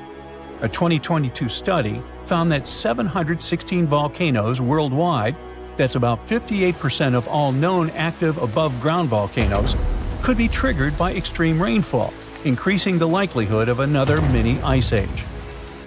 Now let's get back to that Hunga Tonga Hunga Ha'apai eruption that occurred on January 15, 2022. Scientists have confirmed that it created the highest plume ever recorded. The volcano, located underwater in the South Pacific, sent an ash cloud 187,000 feet high. That's higher than any previously recorded eruption. What makes this eruption even more remarkable is that it was the first to ever reach the mesosphere. It's the third layer of Earth's atmosphere. The mesosphere begins at about 160,000 feet above Earth, where meteors start burning up and creating shooting stars. To measure the plume's height, researchers from the University of Oxford and RAL Space used data from 3 geostationary weather satellites. Before this, the record for the highest volcanic plume was held by Mount Pinatubo's 1991 eruption in the Philippines, which reached 131,000 feet high. Interestingly, this kind of measurement was only possible thanks to modern satellite technology, and a decade ago, no one would have been able to do this. Another volcano we should mention in relation to a potential global volcanic disaster is located on Iceland's Reykjanes Peninsula. Its latest eruption happened in November of 2024, leading to evacuations in nearby areas. The eruption began just after 11 p.m. with little warning. The volcano released orange lava from a nearly 2-mile-long fissure. Authorities ordered evacuations for about 50 homes and guests staying at the Blue Lagoon Spa Resort, a popular tourist destination southwest of Reykjavik. While air travel was not affected, officials still warned of potentially dangerous gas emissions spreading across parts of the peninsula, including the nearby town of Grindavik. Grindavik, home to 3,800 residents, has repeatedly witnessed volcanic activity, and past eruptions even damaged its infrastructure and forced evacuations. For example, in August 2024, a 2.5-mile-long crack opened at the Sunthunkangigar crater near Grindavik. It led authorities declaring a state of emergency as lava flowed in multiple directions. Fortunately, Iceland's meteorological office reported that the latest eruption was significantly smaller than the one in August. Geophysics experts conducted aerial surveys and figured out that the situation appeared less intense than the previous eruptions. These days, Grindavik is not at risk, but the possibility of further developments cannot be ruled out. Scientists predict more volcanic eruptions. The largest volcanic region on Earth is not in Africa or Japan, but under the ice of Antarctica. Scientists found 138 volcanoes in its western part, and if they decide to go wild, you'll surely notice it. They could melt huge amounts of ice that will move into the ocean, raise its level, and make our planet uninhabitable for humans. But before you pack your things to fly away to another planet, hear me out. Only 2 of the Antarctic volcanoes are officially classified as active now, and it would take a whole series of eruptions decade after decade to seriously impact the whole world. Mount Erebus, one of the 2 Antarctic volcanoes currently in action, proudly bears the title of the world's southernmost active one. It has been continuously erupting since at least 1972. It emits plumes of gas and steam and sometimes even spews out rocks, and scientists call it strombolian eruptions. One of the coolest features is a lava lake in one of its summit craters, with molten material on the surface. Such lakes are rather rare because they need certain conditions to make sure the surface never freezes over. The second active volcano is Deception Island, a horseshoe-shaped landmass. It is the caldera of an active volcano that last erupted over 50 years ago. Scientists who monitor it say it shouldn't go wild anytime soon. Antarctica also has plenty of fumaroles. Those are volcanic vents that release gases and vapors into the air. In the right conditions, they can spew out enough stuff to build fumarolic ice towers up to 10 feet tall. Scientists keep an eye on the Antarctic volcanoes with seismometers that detect when the Earth starts trembling from volcanic activity. Sometimes they also use more complicated tech, but it's all really challenging because of how far away this polar region is and how tricky it is to get there. That's why no one can predict when one of the continent's volcanoes that are now sleeping might erupt. We can guess what this waking up would look like if we analyze the events from nearly 20,000 years ago. So, shall we? One of Antarctica's sleeping volcanoes, Mount Takahe, had a series of eruptions and spewed out a good amount of halogens rich in ozone back then. Some scientists say these events warmed up the southern hemisphere.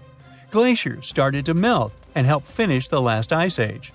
For these events to repeat, we'd need a series of eruptions with substances rich in halogens from one or more volcanoes that are now above the ice. It's an unlikely scenario, but since it already happened in the past, it's not completely impossible. As for volcanoes hiding under a thick layer of ice, it looks like their gases would hardly make it to the atmosphere, but they would be strong enough to melt huge caverns in the base of the ice and produce a serious amount of meltwater. The West Antarctic ice sheet is wet and not frozen to its bed, so this meltwater would work as a lubricant and set the overlying ice into motion soon. The volume of water that even a large volcano would generate in this way is nothing compared to the volume of ice beneath it. So, a single eruption wouldn't make a difference. But several volcanoes erupting close to or beneath any of the western Antarctica's big ice streams would. Those ice streams are rivers of ice that take most of the frozen water in Antarctica into the ocean. If they change their speed and bring unusual amounts of water into the ocean, its level will rise. As the ice would get thinner and thinner, there would be more and more new eruptions. Scientists call it a runaway effect. Something like that happened in Iceland. The number of volcanic eruptions went up when glaciers started to recede at the end of the last ice age.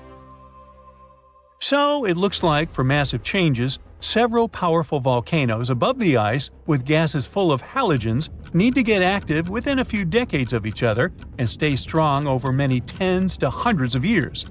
Antarctica stores around 80% of all the fresh water in the world, and if they melted all of it, global sea levels would rise by almost 200 feet. And then we'd have to look for a new planet to live on. But this again is an unlikely scenario. It's more likely that the eruptions under the ice will lubricate ice streams and seep water into the ocean, but it wouldn't be the end of the world. A super strong, super angry supervolcano could do it though, and it has already happened in the past. Over 200 million years ago, the world went through a major makeover with not one, not two, but 4 massive volcanic eruptions in huge pulses. The supervolcano called Camp had been erupting over and over for 600,000 years. It all happened in Wrangell, a large chunk of land that used to be a supermassive volcano stretching across what's now British Columbia and Alaska. And it wasn't the lava or the volcanic ash that ruined the environment. The eruption made carbon levels skyrocket. The planet would never be the same again. This volcanic activity might have helped dinosaurs grow from cat-sized critters into giants we saw in Jurassic Park. It kicked off a 2 million year rainy season. It made the whole world hot and humid, and the dinos just loved it. Researchers dug deep into sediment layers beneath an ancient lake in Asia to uncover these secrets. They found traces of volcanic ash and mercury, clear signs of those epic eruptions. There were carbon signatures showing huge spikes in carbon dioxide levels. It made the atmosphere toasty, and the rain poured down. So the bad news is, another eruption like this could happen. The supervolcano beneath Yellowstone National Park has been sleeping for nearly 70,000 years. But if it wakes up, it would be many times more catastrophic than the eruption of Mount St. Helens in 1980. It's considered the most disastrous volcanic eruption in U.S. history. It followed 2 months of earthquakes and injection of magma below the volcano that weakened and destroyed the entire north face of the mountain. The eruption column went 80,000 feet into the atmosphere and spread ash over 11 U.S. states and several Canadian provinces. The last Yellowstone eruption was 1,000 times greater than that. The ground above Yellowstone sits on a hot spot made of molten and semi-molten rock called magma. This magma stuff flows into a chamber beneath the park, about 4 to 6 miles down, making the ground puff up like a balloon. But then, as it cools down, the ground goes back to its usual state. Volcano watchers have been keeping an eye on this for a century. They noticed the ground lift up about 10 inches around 20 years ago, but since 2010, it's been going back down. The experts say we have no big eruptions on the horizon, so doomsday isn't coming anytime soon. But there's some underground activity going on lately which keeps us interested. Since humans haven't been around to witness every little thing Yellowstone does, it's kind of tough to say for sure what's brewing down there. Yellowstone has had some epic eruptions within the last couple million years. They happen like clockwork, with gaps of 600,000 to 800,000 years between them. The last big one was around 640,000 years ago, and it basically reshaped the entire landscape, spreading ash and debris as far as Louisiana. You can still see the aftermath of the last big eruption in the Yellowstone caldera today. Experts say a massive eruption like the last one is an unlikely scenario. We're more likely to see eruptions of steam and hot water or lava flows. When and with what force it will wake up remains a mystery to scientists. Back in 2018, the biggest active underwater eruption ever happened, at least the one that we could officially record. Scientists followed earthquakes that struck the area in the western Indian Ocean off Madagascar. Between 2018 and 2021, over 11,000 earthquakes struck a small island called Mayan between Madagascar and Mozambique. The strongest one had a magnitude of 5.9. Until then, this area had been pretty peaceful. There had only been 2 earthquakes recorded over 50 years. Along with regular earthquakes, there were also some unusual seismic hums, like earthquakes at pretty low frequencies, forming deep underground. People couldn't feel those hums at the surface, but researchers around the world discovered them and realized they were related to volcanic activity no one actually noticed coming. Something strange happened. That underwater eruption created a giant skyscraper-sized volcano. This new underwater volcano turned out to be around 1.5 times the height of One World Trade Center in New York, and almost 10 times bigger than the Statue of Liberty. The area where it appeared had been explored in 2014, but it was almost flat, peaceful, and empty back then. Now, there is an actual volcano nearly 8,500 feet below sea level. The volcano gets its magma from a super profound reservoir located nearly 34 miles underground. It's the deepest reservoir of volcanic magma that we know about. The Earth has layers, and the middle one is kinda chunky. It's very much like peanut caramel filling many chocolates have. Research shows there are probably hunks of oceanic crust deep inside the Earth's liquid mantle. They're stuck there, creating large lumps in something that was supposed to be a smooth layer. Our planet has a rigid outer layer. It includes a hot upper mantle and cracked crust. The hot mantle moves and churns all the time, making the crust at the surface move too. This way, the oceanic crust dives into the depths and makes huge magma plumes go up toward the planet's surface. Scientists even found an ancient piece of the Pacific Ocean hundreds of miles underneath China. Those are the old remains of the Pacific seabed from long ago, and they were pulled downward below Earth's surface into the mantle transition zone. This rocky slab that used to be at the bottom of the ocean is made of the crust and some solid parts of the upper mantle. Most of the volcanic activity on our planet happens where we don't even see it, under the surface of the ocean. About 70% of all volcanic activity happens in the oceans, and mostly in the area of the South Pacific, with over 1,100 volcanoes squeezed into that area. Coastal cliffs, mountain changes, soils, and sediments that line valleys. These are only a small portion of the rocks on our planet.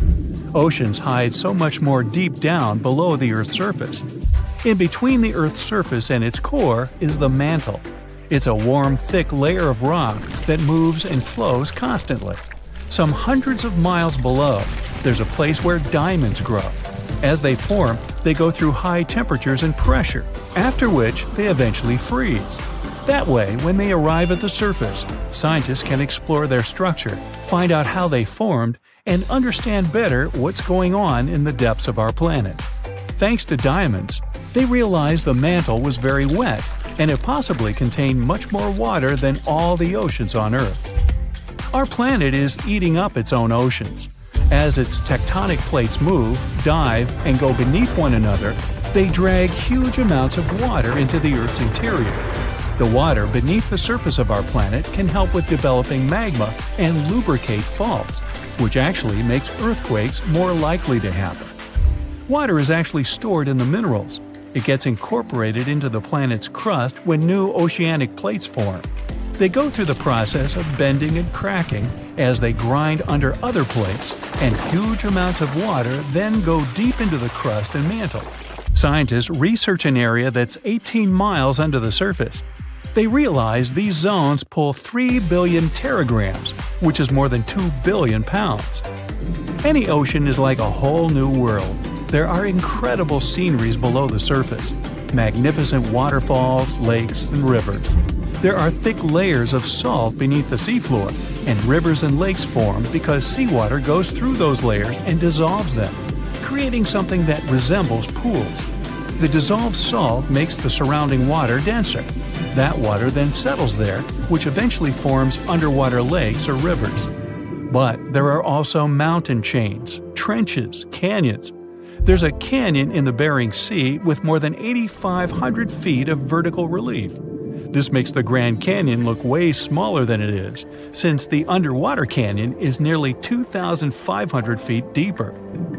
Deep parts of the ocean are really cold. The temperature of the water can be about 40 degrees, but at the bottom, water can get boiling hot.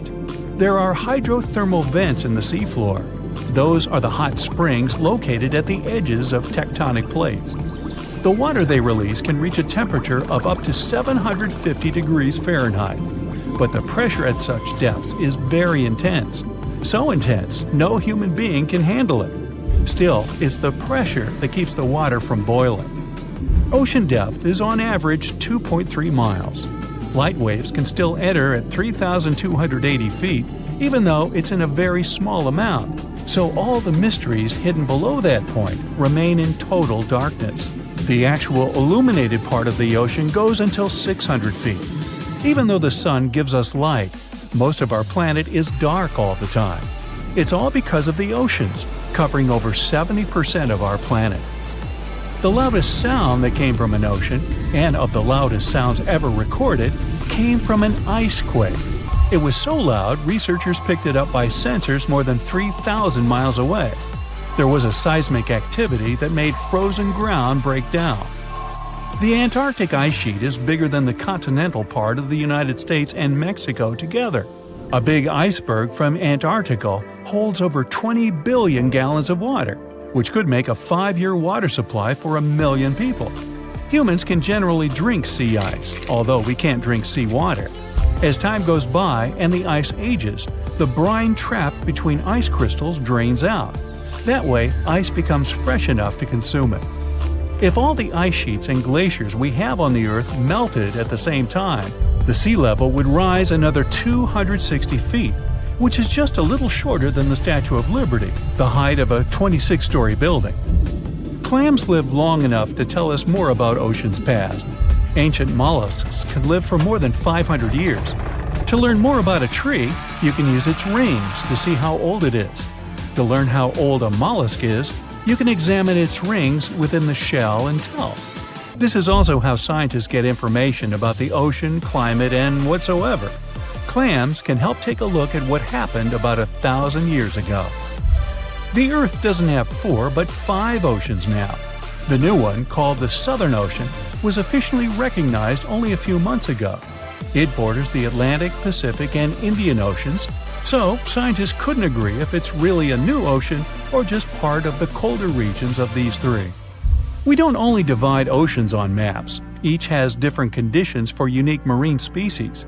For example, the Southern Ocean has leopard seals, orcas, minke whales, emperor penguins, and other animals that live in cold icy seas.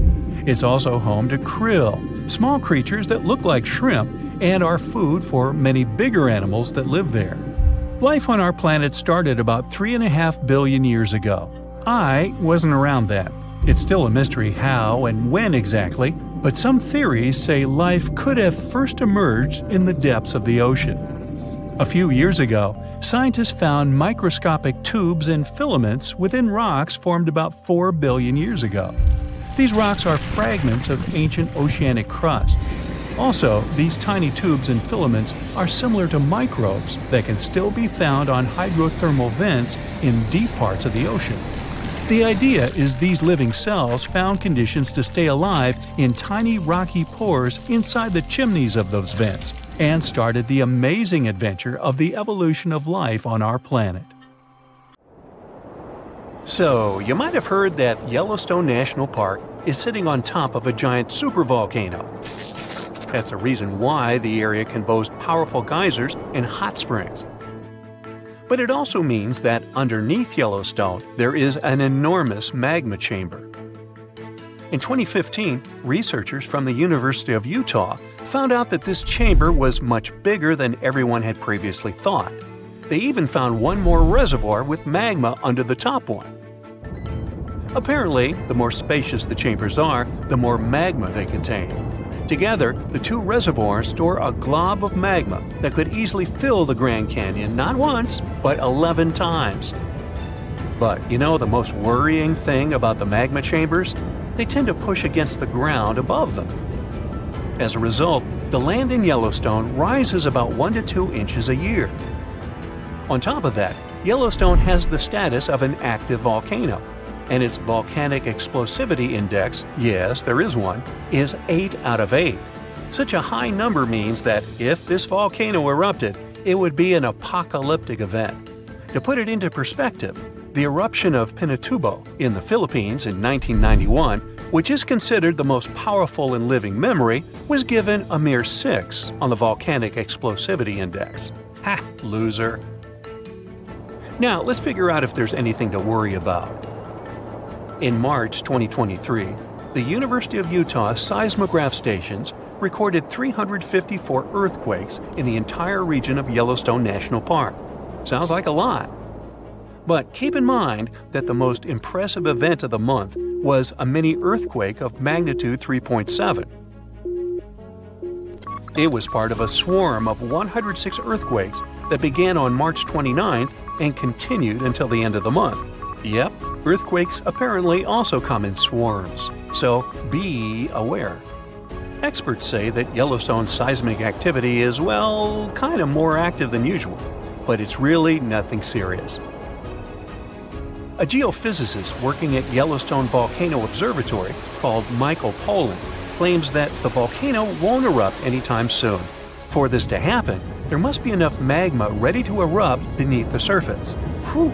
There should also be enough pressure to cause this magma to rise. But neither of these conditions exist today. According to the expert, Yellowstone is stable now. At the same time, Pollan and his team are keeping track of all kinds of underground activity, looking for warning signs of possible eruptions. Some of them can be the frequency of earthquakes and ground deformation. Thousands of mini earthquakes, coupled with extreme changes in the surface of the ground in that area, can be alarming. The team also monitors the temperature of the park's thermal features. That's another noteworthy sign of a potential disaster: park-wide changes in geyser activity, as well as gas and thermal emissions. So, despite the media claims that Yellowstone is due to erupt soon because the last eruption happened 70,000 years ago, that's not how volcanoes work. Experts say that it's one of the most popular misconceptions about volcanoes. They don't follow timelines. If a supereruption did happen, though, the most worrying thing for us would not be the lava flows, and not an earthquake that would most likely accompany the natural disaster. No, the worst consequence of such a supereruption would be ash and ashfall. Let's have a look at what it was like when the Yellowstone volcano erupted many years ago. There have been at least 3 supereruptions in the history of the volcano. The most powerful of them was 2,500 times more devastating than the terrifying eruption of Mount St. Helens in Washington state in 1980. As for the most recent supereruption, it was dubbed the Lava Creek eruption. It formed the Yellowstone caldera after spewing out an insane amount of dust, volcanic ash, and rock into the air. Recently, scientists have also learned about 2 other previously unknown supereruptions that happened around 9 and 8.7 million years ago. The younger of the 2 is now considered to be the largest recorded event of the whole Snake River Yellowstone volcanic province. Anyway, let's have a look at what was going on all those millions of years ago. Because I wasn't around then, so we're all assuming this stuff based on evidence. The first signs of the disaster appeared long before the catastrophe broke out. For thousands of years, the heat had been welling up from within the planet's insides. It had been melting rock beneath the planet's crust and leaving behind huge chambers. They were filled with a pressurized mixture of semi-solid rock, magma, water vapor, and different gases, including carbon dioxide. All this scorching underground soup was expanding since more and more magma arrived with time. The land over the volcanic system was rising upward almost unnoticeably.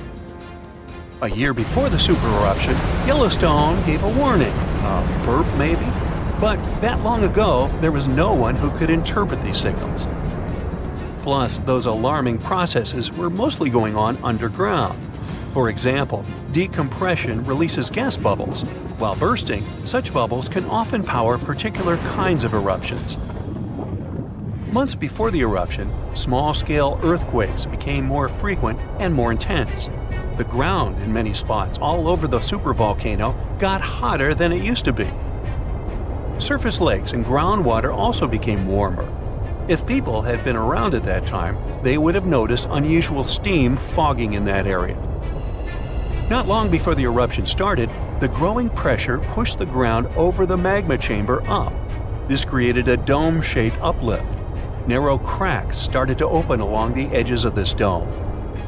Imagine opening a bottle of soda after you've shaken it. Something like that was happening near the volcano. Think Mentos and Diet Coke. The pressure was released through the fractures when gases were bursting out from under the surface. So right before the disaster, the ground around the Yellowstone volcano lifted. Geothermal pools and geysers heated up to boiling temperatures and got more acidic than usual. The magma started to rise toward the surface. At one point, the rock roof of the magma chamber couldn't resist anymore and the eruption kicked off. Small but constant tremors began to move the ground days before the catastrophe. But the real shaking didn't start until several minutes before the eruption. With a deafening roar, a massive column of lava and ash hurled up into the air. Within several minutes, a pyroclastic flow rushed across the area at a hurricane-force speed. Such a flow is a liquid mixture of half-solid lava pieces, volcanic ash, and hot, expanding gases. It looked like an extremely hot, toxic snow avalanche. With a temperature of about 1,300 degrees, it was burning everything in its path. The volcano kept pumping ash for days on end. For all living creatures, ash fallout was one of the most dangerous consequences of the eruption. Volcanic ash turns into glassy cement within seconds of being inhaled. Most animals didn't have a chance to survive. Even thick trees started to collapse under the weight of this dense substance. It only took a couple of days until a thick layer of ash covered huge territories. After the ash got into the stratosphere, the temperatures all over the world started to drop. The eruption was rich in sulfur, which is an effective sun blocker. That's why it soon got so cold that there was no summer in the whole world for the next several years. Animals couldn't find food and clean water. This natural disaster, called the Gray's Landing supereruption, was colossal. That's how researchers described it in their recent studies. It affected a huge territory. The streams of lava enameled an area as large as New Jersey in scorching hot volcanic glass. It instantly sterilized the land surface, wiping out all the plant life that had been thriving there before. Now, if such an eruption were to happen these days, it would cover Colorado, Utah, and Wyoming with almost 3 feet of toxic volcanic ash. Many regions would be plunged into darkness. Even the coast, where most Americans live, would experience problems with the spread of the ash cloud. It would destroy crops and contaminate pastures, ruin power lines and electrical transformers. Well, so I'm sure you'll agree with me, it's a good thing that such a disaster isn't expected to occur anytime soon. Hey, we got enough other stuff on our plate. The ground shakes beneath you. The pictures rattle on the walls. You hear a rumble off in the distance. Then, boom, a deafening explosion. The shockwave blasts through the windows and sets off car alarms. You duck under the dining table for cover, but then you remember you live not far from a supervolcano in the middle of a tropical jungle. So, staying in one place isn't a good idea. The shaking finally halts. You take this chance to peek outside and see a giant cloud of smoke covering the sky. It's lunchtime, but you wouldn't know it. The sun is completely veiled and darkness falls. The power's out in the whole city. In this darkness, you see red molten lava shooting from the sky and spilling on the rim. You run outside along with dozens of your neighbors. Your priority right now, find safe shelter and fast. You think about taking the car, but with everyone running on the road, that's a no-go. So you run on foot where the crowd is going. Supervolcanoes are in a league of their own when it comes to natural disasters. Surprisingly, it's not all about size or height. A volcano is dubbed super if it erupts more than 240 cubic miles of magma. That's more than enough to overfill Lake Erie. It must also have a history of erupting and a magnitude of 8 on the Volcanic Explosivity Index. The largest active volcano on Earth is Hawaii's Mauna Loa. It's so big, it would cover the entire state of Rhode Island plus some. And next time you see a commercial plane flying high in the sky, remember that 30,000-some-foot altitude is about as tall as Mauna Loa is from base to summit. It's technically taller than Everest when you measure it like that, yet it's not considered a supervolcano. So you're running along the dark road not knowing and barely seeing where to go. Then, all of a sudden, a massive flaming boulder smashes through the bridge in front of you. You and everyone else are now stranded on the side of the volcano as it's getting more chaotic each second. Most of the crowd disperses, finding their own ways to safety. You remember there's a way to the other side not many people know about, but you'll have to cross a raging river through the dense jungle. You calm what's left of the crowd, and everyone follows you to your secret getaway. You finally get out of the city limits and head into the jungle. With the sky already dark, the tall trees and thick leaves make it almost pitch black. Everyone gets out their phone flashlights to navigate through the dark path. You all need to stick together and make sure nobody gets lost. Suddenly, fiery rocks strike the trees not far from you. Everyone jolts and tries to rush ahead, but nowhere is safe when it's raining scalding fire all around. You and your group have to pick up the pace or else. Imagine a typical avalanche or mudslide. Very dangerous situations on their own. Now, imagine an avalanche of lava rocks and lava sliding down a mountain instead of mud. That's what's making its way towards you right now. More and more people catch up with your group and bring news that the entire neighborhood is submerged in lava. It's traveling quicker than you thought. You can never really predict how fast a lava flow will be until you see it. It all depends on how thick it is and how steep the mountain slope. Lava can move slowly at about 20 feet a minute, a fraction of the average person's walking speed. Or it can flow as fast as 30 miles per hour, which even the fastest person on Earth can't outrun. But the lava isn't even the most dangerous problem. If you didn't have protection, the gases spewing from the eruption would fill your lungs, and those spread faster and further than the lava flow. Your eyes and throat would be itchy. You'd get a headache, dizziness, increased heart rate, difficulty breathing. The worst would be passing out from the lack of oxygen. Luckily, everyone managed to grab their gas masks before leaving their homes. You're now entering the treacherous terrain of the jungle and the danger zone. Everyone's phone batteries are giving out one by one, so your vision is even more limited. The terrain is tougher and you can't hear any sounds from the river. At this point, you're not even sure if you're going the right way. But your instincts tell you the deeper you go, the safer you'll be. The path is muddy, and the vines are hindering everyone's movements. That's when you hear something big running through the jungle. It's coming up on you fast. You can't see a thing until it's right up on you. A bear! And there goes a rhino. Wild cats, domestic cats, dogs, different creatures of all sizes and species. They all come running through the jungle right past you. You and your fellow humans aren't the only ones fleeing from the eruption. The rumbling is still going on. Before you know it, a shower of fire rock strikes right behind you and ignites parts of the jungle. There's no going back. Everyone picks up and runs for it. You hear thunder in the distance. A flash of lightning lights up the dark sky. You think, finally, some rain to wash away this fiery nightmare.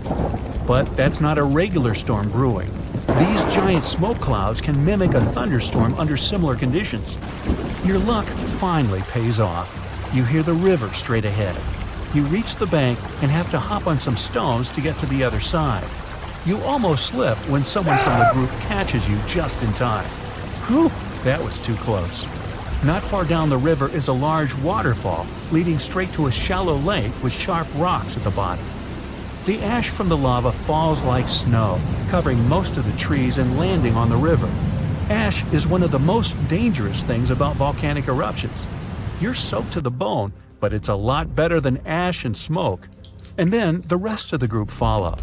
The next thing you know, the river starts steaming as lava meets the bank and runs into the water. You try your best to speed things up. The lava can heat this water up to dangerous levels, and there are still people slowly crossing the river on the slippery rocks. Luckily, you manage to get everyone across. Well, almost everyone. You turn around and see someone's leg got caught between two rocks. The lava continues to pour into the river. You can feel the heat of the steam. You rush back to this person and try to pull them out. Their leg won't budge. Someone else from the group comes to help, and you're finally able to pull them out in the nick of time. You and everyone else, now exhausted from your trek, keep going as far as possible. That's when you see the main road that connects you to the broken bridge. There are others on the road that got out safely, and even some cars filling up with survivors and heading fast out of the area. The volcano is still spewing lava, and the entire city is flooded with it. What was once your town now looks like a giant burning lake. Planes and helicopters can't fly because of the smoke and ash, so don't count on an air rescue. You're still at risk even though you're on safer ground, so it's still too early to celebrate. Everyone continues to move away from the city. The further, the better. The ground continues to shake, but this time it's even more intense than before. Supervolcanoes are powerful enough to cause many earthquakes. But it's a good thing you're out in the open, far from the buildings and debris in the city. Now, back to reality. Rest assured that a volcanic eruption of this intensity won't happen for a very long time, as in millions of years. Besides, thanks to warning systems and humanity's preparation for such an event, it's extremely rare for even a regular volcano to do as much damage as it could. So, don't scratch Yellowstone off your travel list just yet. Huaychan Volcano in Indonesia is not your ordinary lava-belching mountain. Instead of producing black smoke and red lava, as most volcanoes do, this eccentric guy lets out a blue flame and electric blue lava. This phenomenon occurs because the volcano contains some of the highest levels of sulfur in the world, and when the sulfuric gases interact with scorching air and get lit by the molten lava, they start to turn blue. Unfortunately, you can see this mesmerizing sight only at night, but you can smell it all day long. By the way, the world's largest acid lake is also located inside this crater. The Dead Sea has a high concentration of salt and minerals compared to other seas, even though it's technically a lake. Swimming is almost impossible, but people go there for the natural chemicals for the body. Floating on the surface is a great way to relax. This ancient body of water got its name because no macroscopic organisms can live there since it's 9.6 times saltier than oceans. Only a few bacteria and fungi can be found enjoying the salt. It's also Earth's lowest elevation on land at 1,400 feet below sea level. An underground crystal cave exists in Mexico, and it looks like some interstellar world. It's roughly 1,000 feet beneath the surface, with each spike measuring up to 35 feet in length and weighing up to 55 tons. These are some of the largest crystals in the world.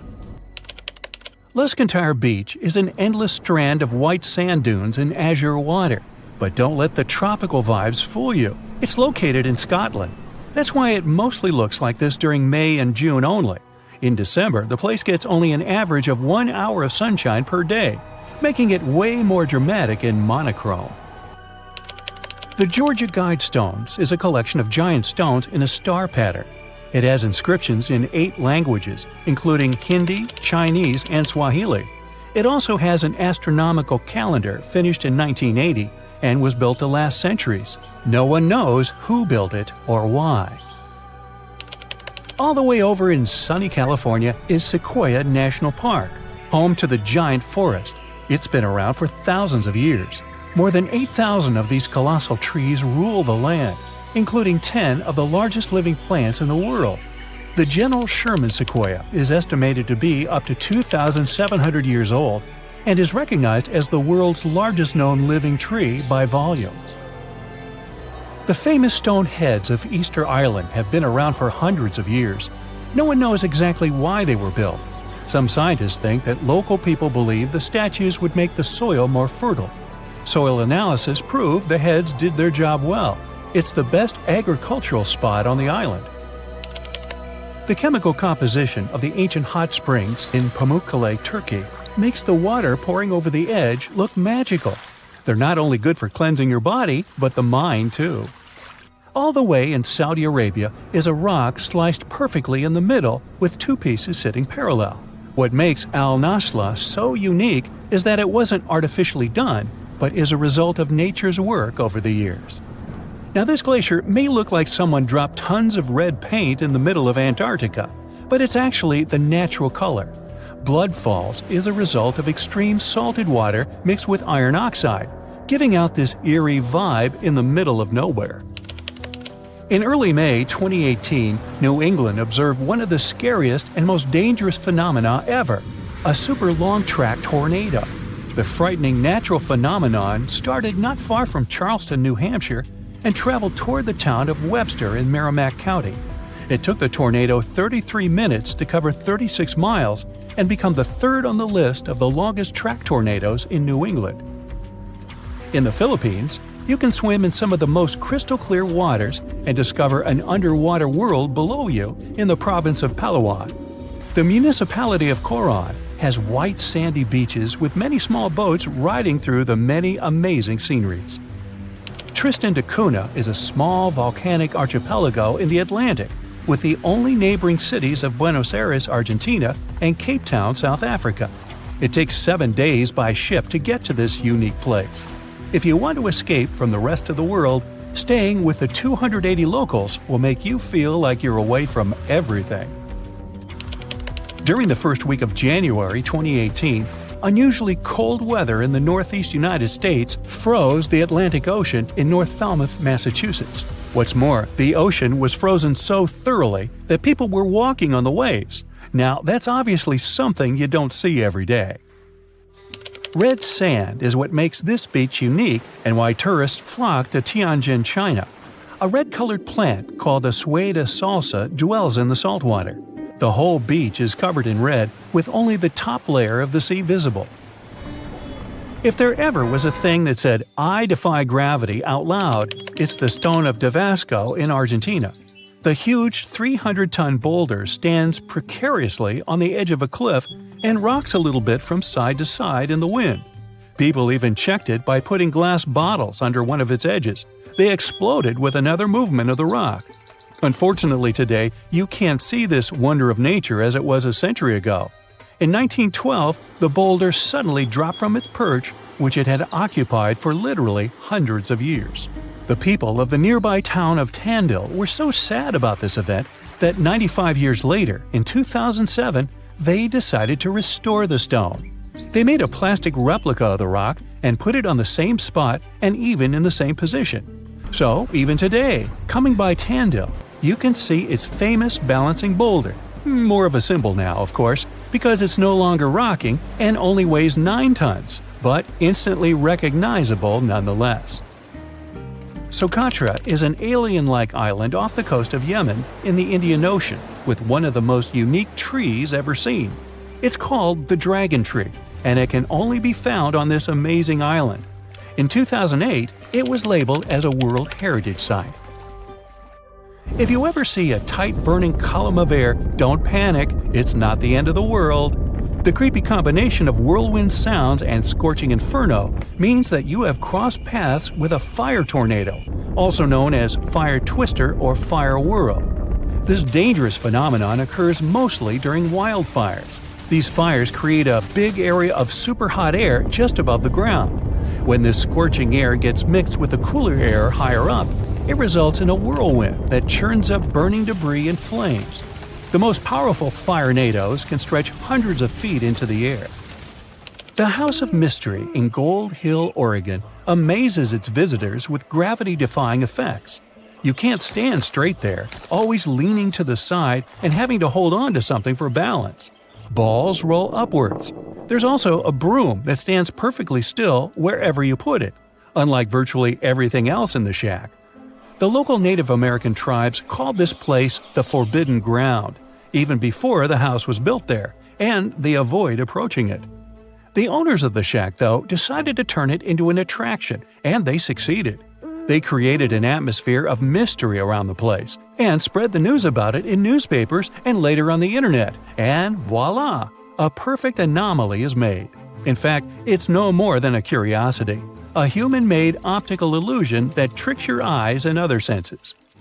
Now, if you travel to the Philippines, Indonesia, or Papua New Guinea, you'll have a chance to see some of the most unusual and cheerful trees in the world. The trunk of the rainbow eucalyptus looks as if it had been painted orange, green, red, purple, yellow, brown, blue, hey, you name it. Some trees are so bright that they seem artificial. The rainbow eucalyptus regularly sheds strips of bark, which reveals a bright green layer underneath. A bit later, this green layer gradually changes its color, and since the shedding happens at a different time in different places on the trunk, the tree starts to look multicolored and very attractive. Yemen is home to the oldest skyscrapers in the world and the oldest metropolis. The ancient city of Shabam is considered to be the Manhattan of the desert, due to the collection of mud buildings popping out of the desert floor. It used to be a caravan stop during ancient times. Oh wow, there's a hole in the bottom of the ocean! It seems that the ocean has a leak. But it's not like a leak you would expect, where water is flowing out. It's more like a spring since water is flowing in, not out. This unique leak is something we know as Pythia's oasis. A grad student was the one who accidentally discovered it. He noticed bubbles that were rising to the surface. Normally, bubbles in the ocean tell us there might be some hydrothermal vents, which are hotspots for some pretty cool things.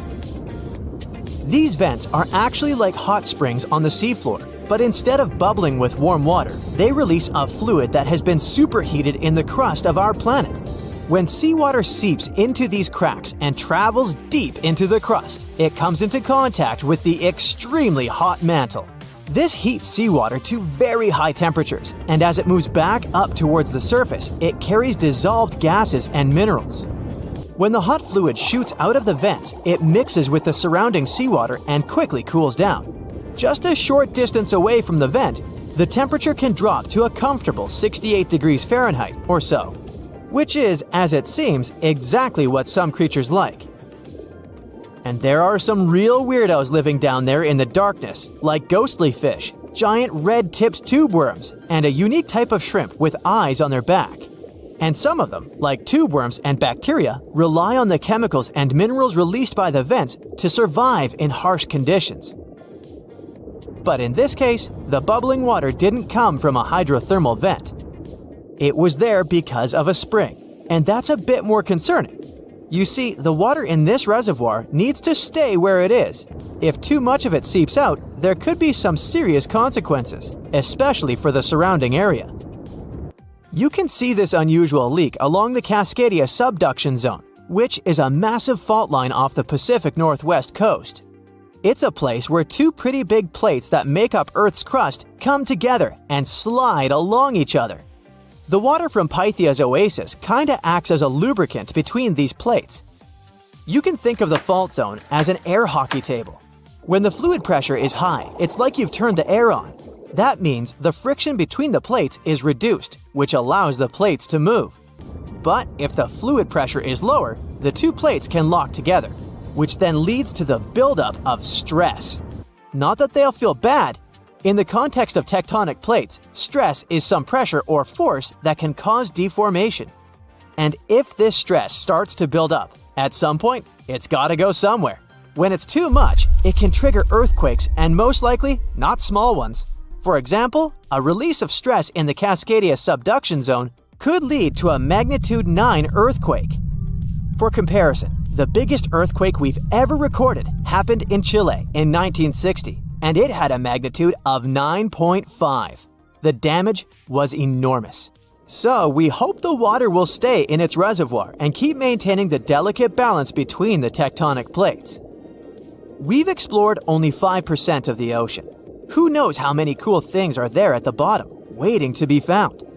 For example, check out these mysterious holes scientists have stumbled upon in the depths of the Atlantic Ocean, near the Azores.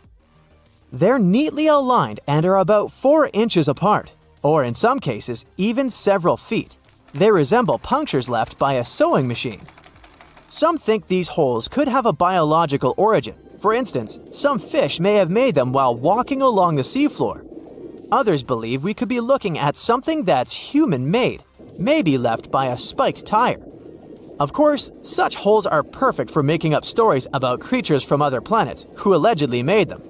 Or maybe even legendary monsters, like that one from Loch Ness. It's definitely hard to explain such symmetry of the holes, but one deep-sea biologist offered a pretty good explanation. He said there could be an animal burrowing beneath the sediment, and from time to time, it could make little chimneys just to get access to clean water circulation in its small burrow. I mean, there are sediment piles around the opening of each hole, and they do support the idea that something pushed the soil from below. But there's still no proof these holes are actually connected beneath the surface. And there are also a lot of things hidden at the bottom of the oceans and seas that ancient civilizations left us. For instance, archaeologists made a really cool discovery off the southern coast of Croatia, a road hidden under layers of sea mud that's 7,000 years old. They found the ancient road at the sunken Neolithic site of Solin. The site of Solin was a human-made island in ancient times, and an archaeologist discovered it 2 years ago.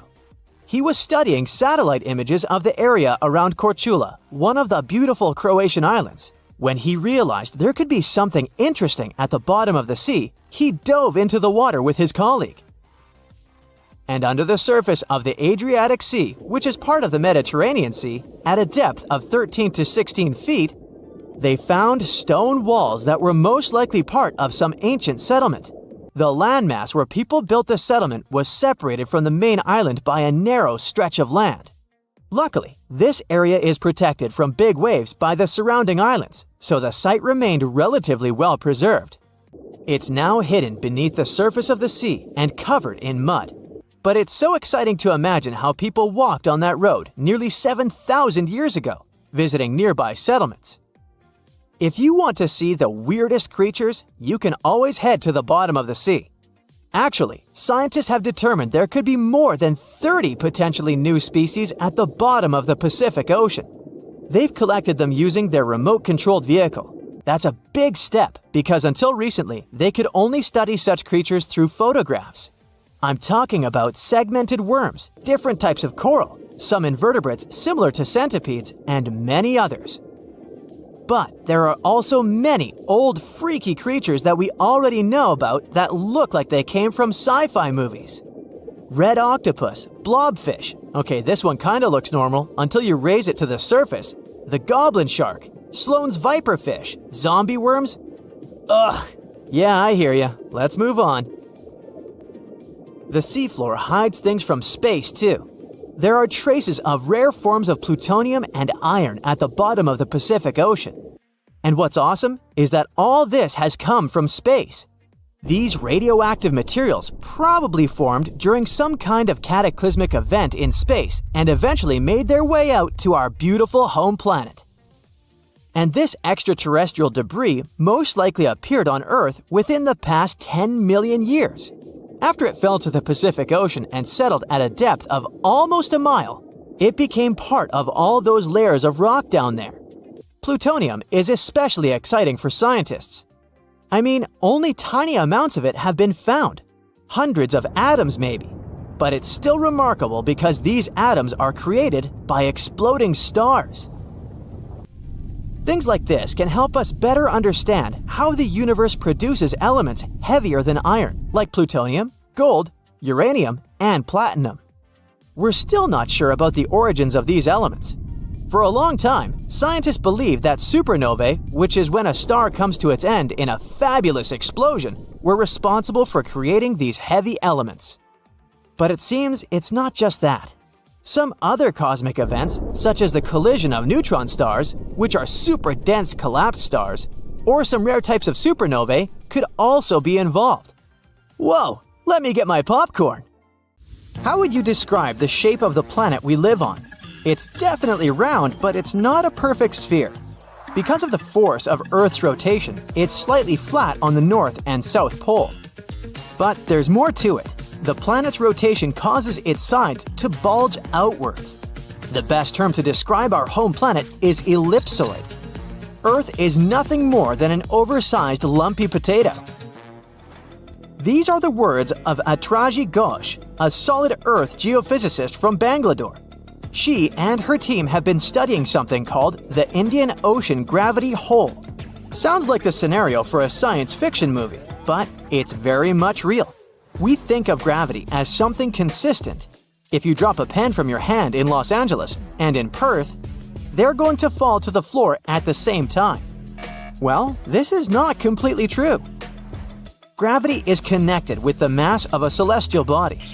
Astronauts on the surface of our moon don't walk, but move in hops. That's because Earth weighs 81 times more than the moon. Less mass means less gravity. Earth is more massive, so it has a stronger gravitational pull. But there's a catch. All this mass isn't distributed evenly across the planet. As a result, gravity varies as well.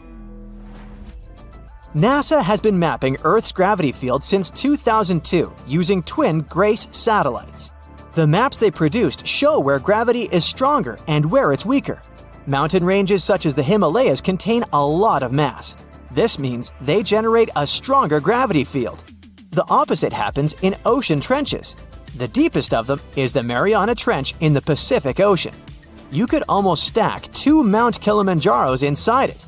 The low concentration of Earth's mass below it means that the gravity field here is weaker. Places on the globe where huge chunks of mass are missing are called geoid lows. A geoid is an imaginary surface that follows the outline of sea levels around our planet. Imagine the Earth without any land. That shouldn't be too hard since the nickname of our home is Blue Planet. Now draw a curvy line along the surface of the oceans and you get a geoid. In reality, the line stretches across oceans as well as land masses.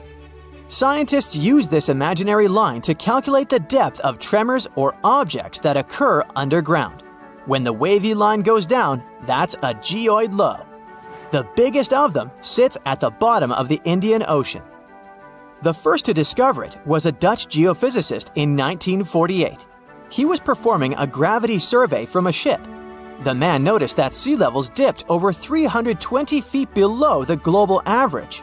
The gravity hole got the official name Indian Ocean Geoid Low. It spans well over 1 million square miles off the southern coast of India. If you went out at sea in the middle of the gravity hole, you wouldn't notice much, just an endless ocean as far as the eye could see. The only way to measure the dip in gravity is through extensive geophysical measurements and calculations. The concept of a gravitational hole existed for nearly 2 centuries in the scientific community, but researchers could study it in high detail only after satellite measurements became possible in the late 20th century. A team of Indian scientists was determined to explain the anomaly that had been puzzling geologists for decades. They used supercomputers to simulate the seismic activity that formed our planet. A total of 19 simulations revealed how tectonic plates moved across the span of over 140 million years. This was during the Cretaceous period, the time when T-Rex roamed the Earth. Nearly a third of the possible scenarios produced a geoid low, similar to the one in the Indian Ocean. The most important factor in these models was the presence of magma plumes. These are places inside the Earth's mantle where lava flows upwards. The mantle sits between the planet's outer core and the thin crust we walk upon. The magma in the mantle plume is hotter than the surrounding rocks. The heat it generates melts and thins the crust. This creates hotspots that are brimming with volcanic activity. Yellowstone National Park and the Hawaiian Islands sit atop such hotspots. The Indian team of scientists linked the presence of magma plumes to the formation of the geoid low. Their source was an ancient ocean that disappeared tens of millions of years ago. It was located where the Himalayan mountain range sits today. Evidence of this lie in the marine rocks researchers found on the world's tallest mountains. The oceans ceased to exist when India's landmass separated from the supercontinent called Gondwana. It drifted north and merged with the rest of the Asian continent. At the time, the Eurasian supercontinent was called Laurasia. The Indian tectonic plate went down inside the mantle. It ended up under the African continent. This landmass contained a lot of crystallized material which was quite dense. When the sinking plate of the former ocean reached it, plumes of magma spilled out. As a result, low-density materials ended up closer to Earth's surface. Density is used to calculate mass, and if you remember our lesson in physics from the beginning of the video, less mass translates into a weaker gravity field. Scientists believe this is how the geoid low in the Indian Ocean formed some 20 million years ago. At this point in prehistory, the Earth looked a lot like it does today. There were vast grasslands, and whales swam in the seas. Geophysicists who created the computer model cannot tell for sure what will happen in the future. Ghosh thinks it's possible that the gravity hole in the Indian Ocean will remain in place for a long time. But plate movements can also cause the anomaly to fully disappear in the coming eons. Earth's tectonic plates are constantly shifting. They define the shape of our continents and oceans. Experts study plate movements to get a picture of how our world looked millions of years ago. However, telling Earth's geologic future is much more complex. The gravity hole in the Indian Ocean is the biggest, but it's not the only one in the world. Other areas with low gravity include the island of Cuba and the Bahamas. On the opposite side of the spectrum are the Philippines. Here, gravity is stronger than normal, but the poles are the places with the strongest pull to them. They are the closest to the center of the Earth. If you stand directly on the North or the South Pole, you are 3,950 miles from the planet's core. At sea level on the equator, this distance increases by more than 13 miles. Earth's gravitational field also has an effect on your weight. At the equator, you weigh 1% less than you do on the poles. The South Pole is maybe more suitable for this experiment because there is actually ground there. But gravity is the strongest at the North Pole in the middle of the Arctic Ocean. This is where scientists in 2013 recorded the highest gravitational acceleration on the planet. This is the rate a falling object speeds up in free fall. The acceleration depends on the strength of gravity. When a team of researchers from a university in Perth set out to map these gravity changes, they discovered something interesting. Gravitational acceleration was the highest at the surface of the Arctic Ocean. This is something they expect to find, but the location of the lowest acceleration point amazed them. It wasn't on the equator as they assumed. The spot lay more than 600 miles south of it at Mount Huascarán in Peru. Scientists believe that the mountain's height had an effect on the phenomenon. This peak in the Andes is the highest point in the South American country. Hypothetically speaking, if a human falls from a height of 330 feet here, they will reach the ground 16 milliseconds later than if they performed the same stunt in the Arctic. Massive tsunamis, destructive tornadoes, giant meteorites, devastating earthquakes. Ooh, better have insurance. But all these are minor natural disasters compared with the eruption of a volcano. Some volcanoes can destroy a city, as it was with Pompeii, or some islands in the Pacific Ocean. But there's a dangerous type of eruption that can destroy all life on the planet. This type is called flood basalt. But first of all, let's figure out what a volcano is. Rivers of hot liquid metals and incandescent rocks flow deep inside our planet. And the deeper it gets, the hotter they are.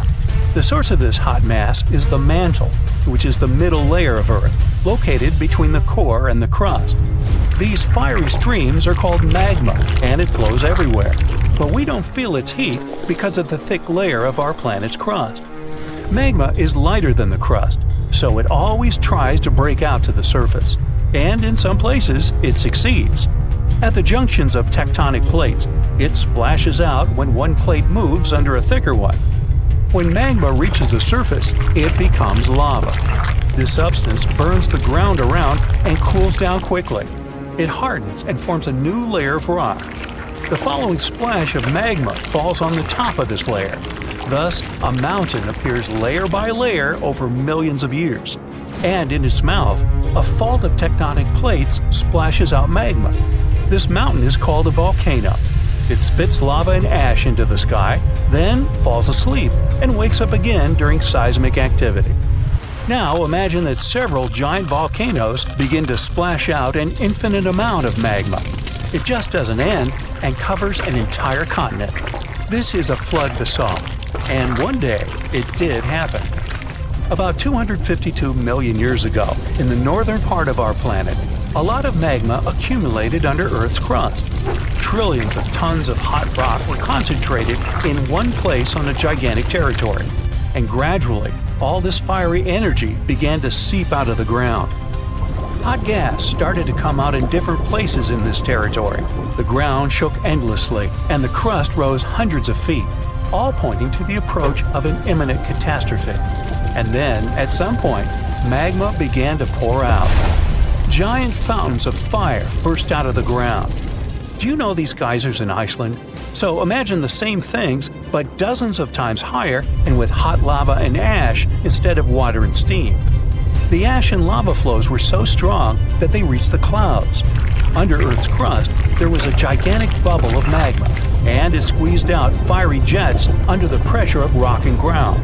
The rift was getting bigger. Magma was flowing out everywhere. It began to fill the entire North Continent. The flood of lava spread wider and wider. The streams of molten rock seemed endless. Layers of molten basalt rock overlapped one another, forming a giant tsunami of lava 160 feet high. It poured out of the ground for hundreds of thousands of years, flooding forests, rivers, lakes, and meadows. At the same time, billions of tons of volcanic ash rose into the sky, which could lead to a volcanic winter, since sulfur dioxide in the ash reflected the sun's rays. This might have lowered the temperature on the continent by several degrees. Then, dust and ash probably condensed and formed giant clouds that watered the surface with toxic acid rain. But after that, the cooled lava formed a giant thick shield, preventing magma from seeping out of the endless fire bubble. The global catastrophe was over, but only for a short time. trillions of tons of magma were still flowing under a thick layer of solid basalt. The fiery rivers couldn't reach the top, so they spread out to the sides. As a result of this expansion, huge nets were formed under the thick rock. They ran in different directions like a spider web and heated Earth's crust. Gases started coming out from under the surface again. More and more energy accumulated there, until an explosion of unimaginable force occurred. In addition to magma, carbon dioxide and ash escaped to the surface. They filled the atmosphere and caused the greenhouse effect. The temperature on the whole planet increased by several degrees. This release provoked another catastrophe that began in the ocean. There were deposits of methane, an explosive gas, on the seabed. Under ice-cold water, the methane was frozen and harmless. But the greenhouse effect in the atmosphere warmed up the entire ocean. Millions of tons of methane began to rise to the surface. This gas is more potent than carbon dioxide. Therefore, when it hit the atmosphere, the temperatures on Earth increased again. The whole globe turned into a hot sauna. In previous cool and humid places, the temperature reached those of a modern Sahara. Of course, most animals and insects couldn't survive such a cataclysm, but ocean life took much more damage. The heat and methane reduced the amount of oxygen in the ocean. Fish and other marine life couldn't survive in such conditions. New problems appeared when anaerobic bacteria started to multiply in non-oxygen water. They fed on methane and carbon dioxide and released hydrogen sulfide, a toxic substance that poisoned water even more. About 75% of land animals and 95% of the ocean's inhabitants went extinct. This flood basalt eruption was the only disaster in the planet's history that destroyed almost all plants and significantly reduced the insect population. Several species of the hardiest animals managed to survive in these conditions. The planet took about 10 million years to recover completely. After that, evolution began a new process of developing life. And here are two pieces of news. The bad one is that flood basalt will happen again and will be no less devastating than 252 million years ago. The good news is that it will happen in hundreds of millions of years. But when that happens, humanity will need to be prepared. It will start on the ocean floor. First, lava fountains miles high will begin boiling the water and emit sulfur dioxide into the atmosphere, where it will reflect sunlight. Along with ash and magma, a massive amount of water vapor will rise into the air. Livestock won't survive, and people will have breathing problems. Acid rain and increased humidity caused by the evaporation of the oceans will lead to the corrosion of buildings. All flights will be canceled. People will have to wear gas masks.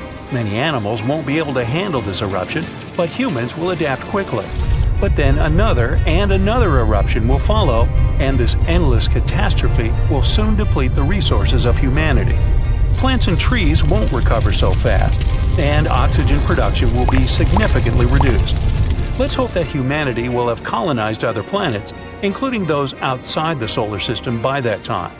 And now, let's jump back to the present. About 70% of the seismic activity associated with volcanoes occurs underwater. So let's see how ordinary volcanoes on the ocean floor work. Water, as well as land, rests on tectonic plates. Therefore, if their structure is broken at the joints, magma seeps through them. But unlike terrestrial volcanoes, lava here doesn't spread in different directions, burning everything it meets. It solidifies under the pressure of cold water. Underwater volcanoes can erupt for a long time with breaks in between. Magma covers the seabed. After another 100 or 1,000 years, a new eruption begins and a new layer of rock forms over the previous one. Over millions of years, layer by layer, magma is rising. And then, one day, a volcano rises out of the water. Magma splashes out of it and increases its height. And now we have a large volcanic island. Then the volcano falls asleep and life appears on the newly formed piece of land. Magma flows from the planet's mantle, filled with various chemical elements. This hot mix saturates the soil with useful substances and thus promotes the growth of plants and trees. Then birds and other animals arrive there, and the volcanic island turns into a paradise. Then humans arrive and pave over paradise to put up a parking lot and a franchise burger joint. Our planet's biggest and meanest supervolcanoes are waking up. When they erupt, you'll surely notice it, even if you live thousands of miles away from the epicenter. Scientists are worried we might not have enough time to prepare and deal with the consequences of a supereruption. There's some volcanic activity close to the Italian city of Naples. And no, it has nothing to do with the famous Mount Vesuvius, but with another volcano. This one is harder to see as it doesn't have a tall peak like Vesuvius. But don't let this bad guy trick you. It could be way more dangerous than its giant neighbor. It does have a huge crater that's about 8 miles wide. This volcano is called Campiflagre, and it's actually one of the largest volcanoes in Europe, sitting under the town of Pasquale. So, Campiflagre erupted 39,000 years ago with a bang so massive it spread ash across the whole Mediterranean region. It also caused the temperature to drop by over 16 degrees Fahrenheit across Eastern Europe. It was the biggest volcanic eruption in Europe in 200,000 years. Since then, Campiflagre has had smaller eruptions, and the last one happened in 1538. Now the area is full of small craters, hot springs, and bubbling pools, and they're all proof that this volcano is still very much alive and brewing something. Since the early 2000s, the ground in the giant crater and the town nearby have been slowly rising by about 1 to 1.5 inches every year. There were at least 150 earthquakes that shook this supervolcano lately. In May 2024, there was a 4.4 magnitude in the area, the biggest in the last 40 years. Residents had to leave their homes and camp outside, fearing there would be more earthquakes. No one knows how Campiflagre is going to behave in the following months or years, but the authorities are organizing evacuation exercises to prepare the population just in case. The Italian volcano looks like an innocent kitten compared to the real giants like Yellowstone. For a volcano to deserve the title of a super one, it must be able to produce catastrophic scale eruptions and eject huge amounts of magma, ash, and volcanic gases. The Yellowstone giant meets these criteria. Even though it moves from time to time, the Yellowstone supervolcano hasn't erupted for 640,000 years. But when it does wake up, it might erupt with incredible power, about the same amount as 10 huge nuclear power stations can produce. Under the ground, beneath Yellowstone, there's a super hot area full of molten rock called magma. As more magma moves into a big space called a magma chamber, the ground above starts to swell or rise. When the magma cools down, the ground falls. Between 2004 and 2009, the ground at Yellowstone rose by almost 10 inches, but then it started to slowly go back down in 2010. Scientists aren't sure if it's going to erupt anytime soon. There's also another big volcano called Long Valley in California that has been active since 1980, and it can be a really big threat. Scientists studying this supervolcano found out that before its biggest eruption, 760,000 years ago, the buildup may have taken less than a year. Now, that's bad news, because a supervolcano eruption can have a huge effect on the world, like the eruption of the Toba volcano in Sumatra around 74,000 years ago. It became the biggest volcanic eruption the Earth had seen in 28 million years. It covered parts of Indonesia, India, and the Indian Ocean with a thick layer of volcanic debris, almost like a 6-inch blanket. The amount of rock it spewed out was like stacking nearly 3 million Empire State Buildings. The giant crater it left behind can still be seen from space. All the ash and gases shot up into the air and blocked some of the sunlight. It caused a volcanic winter that lasted about 6 to 10 years. Some scientists think this eruption might have even affected early humans. Around the time Toba erupted, the human population took a sharp dip, and there were far fewer people.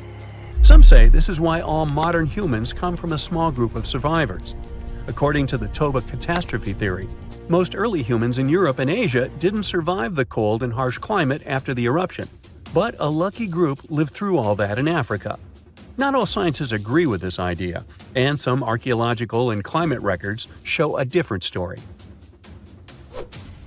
Another volcano that changed the world in a big way was Mount Tambora in 1815. The next year went down in history as the year without a summer. It was cold and rainy, and there was snow and frost even in the middle of summer, especially in Europe and North America. This happened because the volcano sent out a lot of sulfur dioxide into the sky, which spread all over the world and made the planet colder. When Tambora erupted, it caused huge tsunamis that smashed homes and took the lives of around 10,000 people. Afterward, about 80,000 more people passed away because of the consequences the eruption had caused in the world. The cold weather ruined crops, so food became really expensive. And because horses were the main way people traveled, the cost of oats that they ate went way up too. Some people even think this led to the invention of the bicycle in 1817 as a new way to get around. The eruption made the Earth colder for about 3 years. Now, even though the Tambora eruption was so powerful, Krakatoa, another volcano in Indonesia, stole the show when it erupted in 1883. It was just easier to spread information about it through telegrams and photos. Its final blast was the loudest recorded sound in history, and people could hear it on 10% of the entire Earth's surface. The eruption started a tsunami, with waves about half as tall as the Statue of Liberty. Now, if we only had 12 months to prepare for a supervolcano eruption, it would be really hard to store enough food and get ready. But don't panic just yet. Supervolcano eruptions are very rare, and the last one happened 26,500 years ago in New Zealand. Scientists think that a super eruption happens once every 100,000 years on average. But the sad part here is that the Earth doesn't follow a perfect timeline. There could be clusters of super eruptions with shorter gaps between them and then longer quiet periods. Since there have already been 2 super eruptions in the last 100,000 years, there's always a chance one could happen again sooner than we expect. Plus, although there are places like Yellowstone and Long Valley where we expect volcanoes to erupt, there are less obvious possible hotspots. In Chile, there's a volcano called Laguna del Maule that has erupted in the past and left behind a huge crater. Over the last 20 years, the ground there has been swelling really fast, rising up to almost 1 foot a year. Some people are worried that this could be a sign of a big eruption coming. But scientists say there's not enough magma yet to cause a super eruption. In Bolivia, the Jutarancu volcano is also acting up. It's part of a group of volcanoes that have caused super eruptions in the past. Since the 1960s, the ground around Jutarancu has been lifting, but the last eruption was 250,000 years ago. Even though the magma might be rising, it's not enough to worry about just yet. The chances of a super eruption happening during our lifetime are 1 in 1,400, which is pretty low, so you don't need to worry too much. But just like someone wins the lottery every week with very small chances, a super eruption could happen sometime in the future, and when it does, we'll need to be prepared. Whoa! Earth's surface is shaking. Long cracks split the ground open. Lava rivers are rapidly flowing down the slopes. Deafening noise is filling the air. Rocks and other debris are flying high up. Clouds of volcanic gas and ash cover the sky. Now, this is not a plot of a blockbuster disaster movie. It's what happens when supervolcanoes decide to erupt. But this is likely not the scenario that will take place when the world's largest volcano, Mauna Loa, decides to finish its long nap. In 2021, scientists were sure it would happen soon, but so far, nothing. The volcano's seismicity keeps increasing and then going back to normal, but you never know when this giant will finally come back to life. That's why experts have been monitoring geological activity on Hawaii's largest island for quite some time. The Big Island of Hawaii is made up of 5 volcanoes, including the most active on the planet, Kilauea, and the largest, Mauna Loa. This gigantic thing makes up almost half the landmass of the island, and what lava Kilauea emits in one day, Mauna Loa could spew out within 20 minutes. That's what it did in 1984. While Mauna Loa's smaller sibling has been throwing tantrums for a while, the giant has been slumbering ever since its last eruption.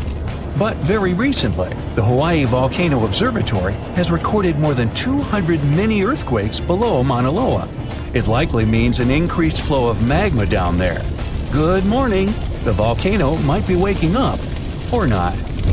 If Mauna Loa did suddenly erupt, lava flows could reach the ocean and the most populated and touristy places, like Captain Cook, very quickly, in a matter of hours. In 1984, the last time the volcano erupted, lava got as far as the outskirts of Hilo on the other side of the island. That's where a campus of the University of Hawaii is found. Luckily, people had a few weeks' warning to get ready for the disaster.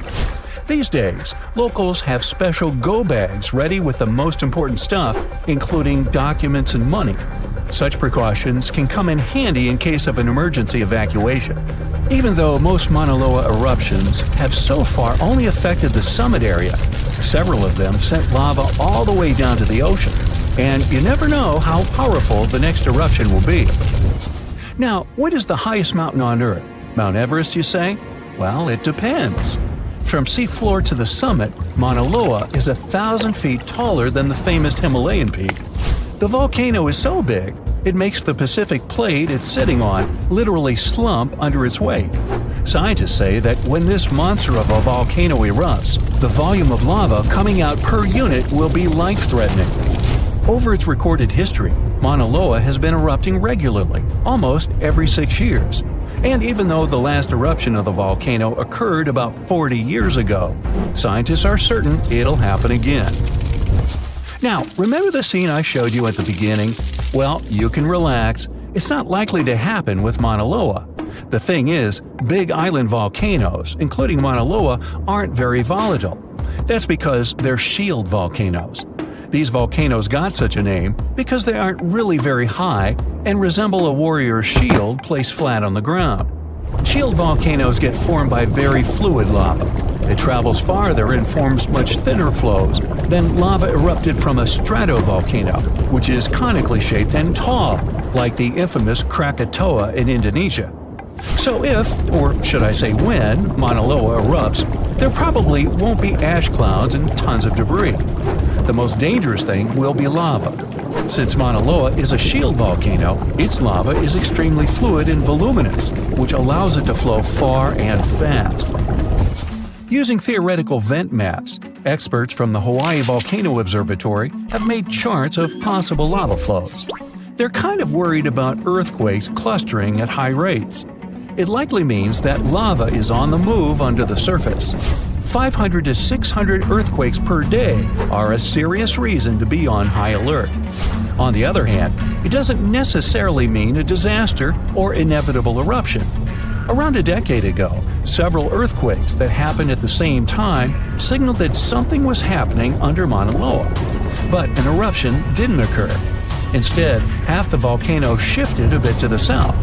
This way, it probably gave more room to magma, so that it had enough space to stay beneath the surface. Now, let's get back to the catastrophic eruption we saw at the beginning of the video.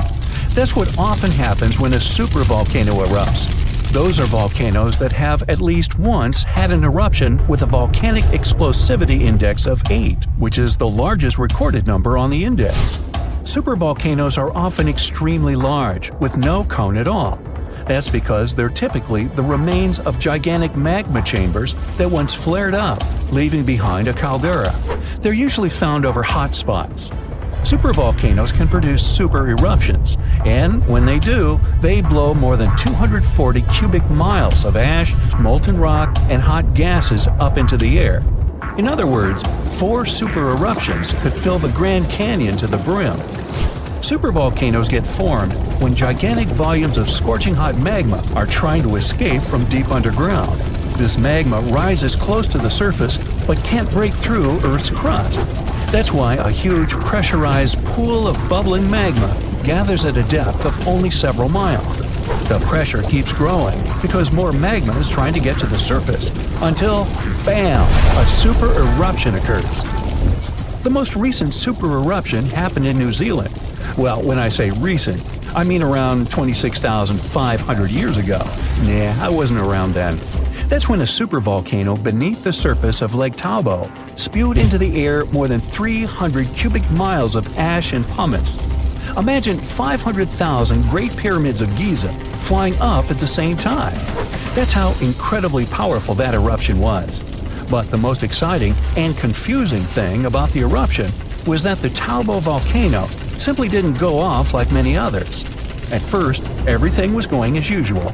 More than 200 square miles of magma had built up under the surface, and the pressure was getting higher and higher. But after the rock cracked and the first part of lava rushed out of the crater, something went wrong, and the supervolcano took a break. Only several months later, the disastrous eruption shook the ground, and thousands of tons of lava, rocks, and ash flew high into the atmosphere. But the age of supervolcanoes isn't over. The most infamous of them all is probably the one in Yellowstone National Park. This giant handles at least 3 mega-powerful eruptions, and who knows how many smaller ones. If this monster erupted anywhere as strongly as it did 2.1 million years ago, it would spit out more than 588 cubic miles of red-hot material. You can probably picture it more vividly if I tell you that this volume is comparable to 65 million Capitol rotundas in Washington, D.C. piled together. Wow. Anyway, scientists are sure that Yellowstone doesn't present any danger these days. For an eruption to happen, magma inside must be at least 50% molten. With the Yellowstone caldera, this number is just 5 to 15%. But of course, Yellowstone isn't the only supervolcano on our planet. There's also New Zealand's Taubo you already know about, Japan's Airi Caldera, California's Long Valley, Indonesia's Toba. Any of them can one day produce a super eruption. There are also several so-called supervolcanoes that haven't lived up to this name yet because they've never produced anything like a super eruption. For example, in 1883, Indonesian volcano Krakatoa went off. The power of the eruption tore the volcano's walls open, and cold seawater rushed into its molten insides. The difference in temperature made the volcano blow up with a deafening boom. It was clearly heard 2,000 miles away in Australia. It earned the blast the title of the loudest sound in history. But even though the consequences of this event were truly catastrophic, it still turned out not powerful enough to be called a super eruption. The last time this volcano erupted was about 500 years ago, but recently, small tremors have grown really frequent, to such an extent that scientists have been recording more than 1,000 a month. I'm talking about the Campi Flegrei supervolcano in Italy. At one point, just a few weeks ago, the area was rattled by a 4.4 magnitude earthquake with 150 tremors in just one night. It was the strongest earthquake in over 40 years. A lot of locals spent the night in their cars, but in the morning, the shakes were followed by another earthquake, a bit weaker with a magnitude of 3.6. So, is Italy in danger? Well, the quake itself wasn't big enough to cause serious damage, but it evoked a lot of panic. At the moment, local authorities are working on grandiose emergency plans. If worse comes to worse, they'll have to evacuate hundreds of thousands of people. One of the reasons is the proximity of this area to Naples with more than 3 million inhabitants. At the moment, they're even considering an option of paying people to leave their homes. Right now, schools remain closed in the Campi Flegrei area. The authorities are allocating more than 500 million euros to ensure the safety of buildings and constructions in the area. A yellow alert is still in place in the region where 80,000 people live. There's the so-called red zone, which is the most dangerous area. There are 1,250 houses in this red zone, and all of them will be at high seismic risk if an eruption begins. Plus, more than twice as many will be at medium risk. Italy is a country prone to seismic activity, and Pozzuoli is a densely populated area that is located on one of the most dangerous supervolcanoes in Europe. Campi Flegrei has 24 hidden underground craters and dwarfs the better-known Vesuvius. Yes, the very volcano that wiped the ancient Roman city of Pompeii off the face of the earth in 79 CE. This city thrived near the base of Mount Vesuvius at the Bay of Naples. In the time of the early Roman Empire, 20,000 people lived in Pompeii. They were merchants, manufacturers, farmers, and others. The soil in the region was rich and fertile, so there were lots of orchards and vineyards. Strangely, no one knew that this black earth was the legacy of an earlier eruption of Mount Vesuvius. The area was a favorite summer destination for rich Romans. Sadly, at noon on August 24, 79 CE, all this prosperity came to an end. The peak of Mount Vesuvius exploded, sending a 10-mile-high mushroom cloud of ash and pumice into the stratosphere. For the next 12 hours, the eruption was wreaking havoc on the city. Volcanic ash and a hail of pumice stones, some of which were 3 inches in diameter, showered Pompeii. It forced the city's occupants to flee in terror. Around 2,000 people holed up in stone structures and cellars, paralyzed by fear. They hoped to wait out the eruption. Who knows? Maybe if they had decided to leave the city immediately after the beginning of the eruption, they would have had some chances to survive. A westerly wind protected the city from the first stages of the eruption. But soon, a giant cloud of hot ash and gas rushed down the western slope of Vesuvius. It engulfed the city, burning everything in its way. This disastrous cloud was followed by a flood of volcanic mud and rock, which completely buried the city. As if the volcano was making sure no one would survive, a cloud of toxic gas poured onto the city, finishing the lives of a few survivors on August 25th. A flow of rock and ash followed. It collapsed roofs and walls and turned the city into a giant cemetery. When a supervolcano erupts, the consequences are usually catastrophic. Supervolcanoes have at least once had an eruption with a volcanic explosivity index of 8, which is the largest recorded number on the index. Supervolcanoes are often extremely large, with no cone at all. That's because they're typically the remains of gigantic magma chambers that once flared up, leaving behind a caldera. They're usually located over hotspots and appear when huge volumes of magma are trying to escape from deep underground.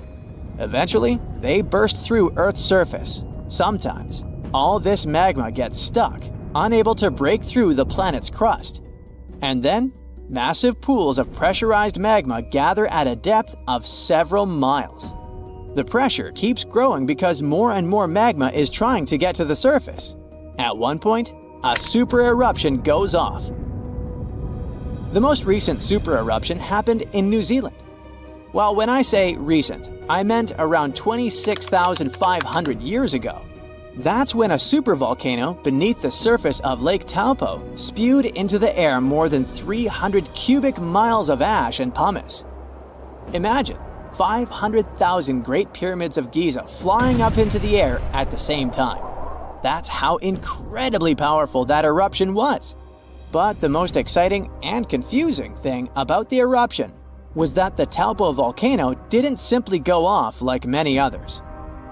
At first, everything was going as usual. Tons and tons of pressurized magma had built up under the surface, and the pressure was getting higher and higher. But after the rock cracked and the first portion of lava rushed out of the crater, something went wrong, and the supervolcano took a break. Only several months later, the disastrous eruption shook the ground. Thousands of tons of lava, rocks, and ash flew high into the atmosphere. The unusual pattern of Taupo still confuses scientists. The Indonesian eruption at Toba Caldera 75,000 years ago was the largest eruption in the last 2 million years.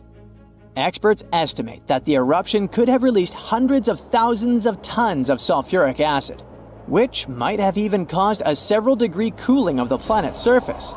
But nowadays, the impact is hard to detect because of glaciers that covered the ground afterward. There are also several so-called supervolcanoes that haven't lived up to this name yet because they've never produced any super eruptions. For example, in 1883, Indonesian volcano Krakatoa went off. The power of the eruption tore the volcano's walls open, and cold seawater rushed into its molten insides. The difference in temperatures made the volcano blow up with a deafening boom. It was clearly heard 3,000 miles away in Australia. It earned the blast the title of the loudest sound in history.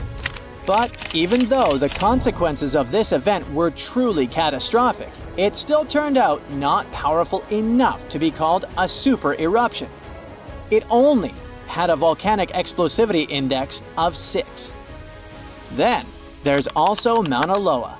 It's a shield volcano, which means it won't produce explosive eruptions, but its sheer size makes this monster of a volcano extremely dangerous. At the moment, the volcano seems to be at peace with its surroundings. Research equipment doesn't show any signs of activity on Mauna Loa, but if Mauna Loa did suddenly erupt, lava flows could reach the ocean and the most populated and touristy places like Captain Cook very fast, in a matter of hours. The last time the volcano erupted, lava got as far as the outskirts of Hilo on the other side of the island. That's where the University of Hawaii is located. Luckily, people had a few weeks' warning to get ready for the disaster. Over its recorded history, Mauna Loa has been erupting pretty regularly, almost every 6 years. On the bright side, big island volcanoes including Mauna Loa aren't really very volatile. That's because they're shield volcanoes. These volcanoes got such a name because they aren't really very high and resemble a warrior's shield placed flat on the ground. Shield volcanoes are formed by very fluid lava. It travels way farther and forms much thinner flows than the lava erupted from a stratovolcano, which is conically shaped and tall, like the infamous Krakatoa in Indonesia. So, if Mauna Loa erupts, there probably won't be ash clouds or tons of debris.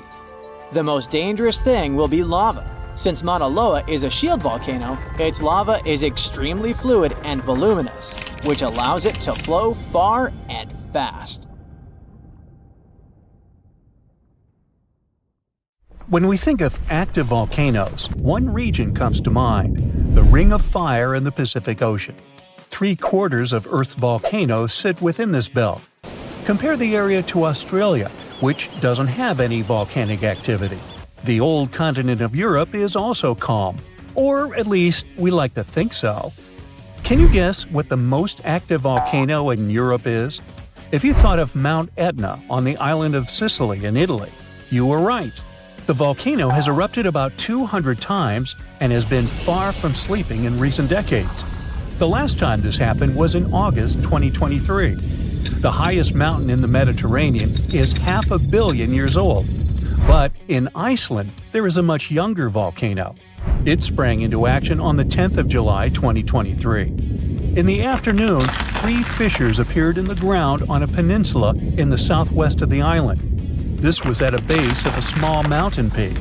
Its name means Little Ram in the local language. The volcano spewed molten lava high into the air. There were also gas plumes in the area. But the scientific community wasn't surprised by the event. They already knew about the volcanic area that stretches between the cities of Reykjavik and Keflavik. Its name is hard to pronounce. Hey, I want to buy a vowel. It had already erupted during the previous 2 summers. This activity came after 8 centuries of dormancy. In the days leading up to the latest eruption, seismologists, the scientists who study earthquakes, recorded over 12,000 tremors. When the ground opened up in July, the fissures were over 1.5 miles long. The following morning, 2 of them closed. All the lava was now coming out of the last fissure. It grew into an elongated cone, the simplest shape of volcano we are all familiar with. The lava soon filled a large crater. It grew almost 100 feet tall during the first week, and it is still growing. On the night when the eruption started, lava spread out in all directions. Its cinders set ablaze the dry moss in the vicinity. Local authorities closed off the surrounding area. There were toxic gases from the volcanoes and smoke from the burning moss. Firefighters flocked to the area. After a week, they proclaimed the area safe. Visitors soon came to witness the birth of Europe's youngest volcano. This form of tourism is quite developed in Iceland. People come from all over the world to watch active volcanoes. The land of fire and ice is home to more than 130 volcanoes. Some 30 of them are active. Now, I know what you're thinking right now. Is volcano tourism safe? In Iceland, it is. The country's authorities research and constantly monitor all of the hotspots. The island is dotted with several dozen seismic stations. These help researchers accurately predict future eruptions, and emergency services are accustomed to these sorts of events. they can quickly cordon off danger zones. This is what happened in 2010. A volcano in the south of the island, the name of which everyone struggled to pronounce, erupted. It spewed out a plume of steam and ash that was 7 miles high. This wasn't a fun time to be an air traveler. Winds carried the enormous plume southeast toward northern Europe. Many countries closed their airspace for several days for safety reasons. The volcano erupted in March, but the Earth was shaking from January the same year, so seismologists knew that an eruption was approaching. When it comes to the continent's youngest volcano, the tourist infrastructure is already there. Visitors can leave their cars at a designated parking lot. Then they go on a 5-hour-long trek. This leads to a viewing deck. Tourists are so close to the epicenter that they can feel the heat haze from the crater. The sight is the most impressive at nighttime. Safety is never a concern. Scientists regularly chart out hazard maps that outline the borders of lava fields. This way, visitors who stick by the rules are never in harm's way. More than a week after the eruption started, a section of the crater collapsed. Lava flowed downhill west of the volcano. This majestic, smoldering hot river is slow-moving lava. Scientists categorize it as an AA type. The term is Hawaiian. It describes basaltic lava that has a rough and brittle surface. The flow is composed of broken lava blocks that are called clinkers. They fall off as the substance flows. This reveals red-hot areas. The cooler sections of lava are gray and black in color. When it moves forward, it produces a distinctive sound like shattering glass. Nearly a month after the eruption of the new volcano, we got aerial footage of an interesting phenomenon. A tornado formed directly over the lava flow. This occurs due to the high temperatures in the area. When the conditions are right, a column of heated air can easily turn into a mini tornado. Scientists observed a similar event happen during the 2018 eruption of Mount Kilauea in Hawaii.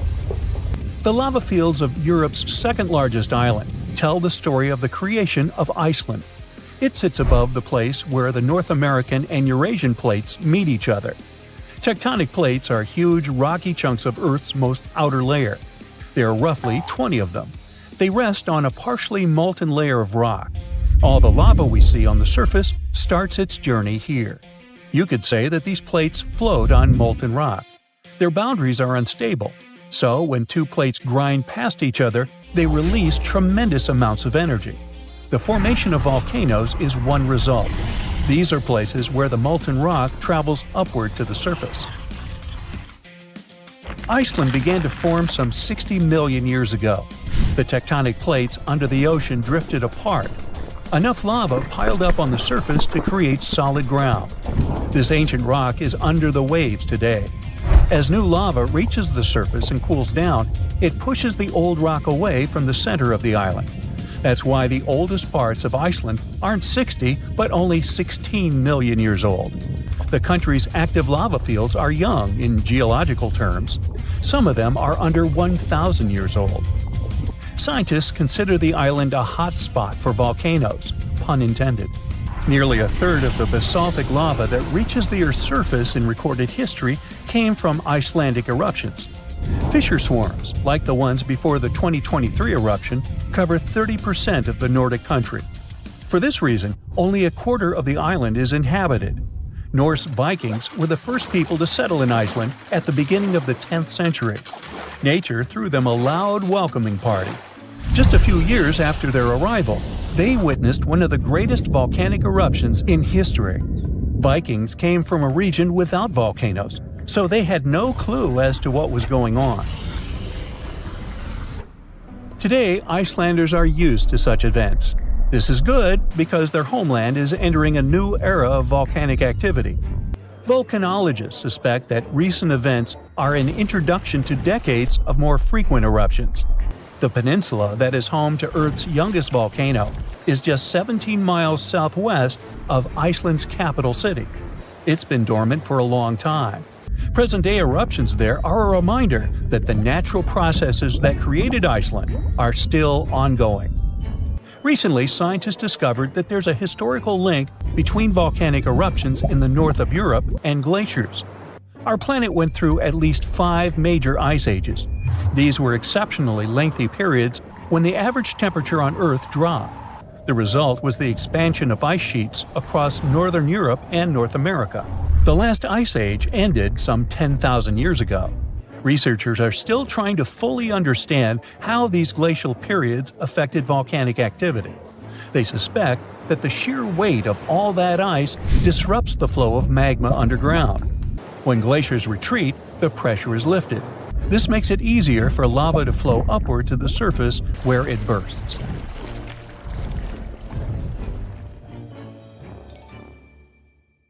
At the end of December 2021, an underwater volcano with a rather exotic name, Hunga Tonga, woke up after several years of sleeping.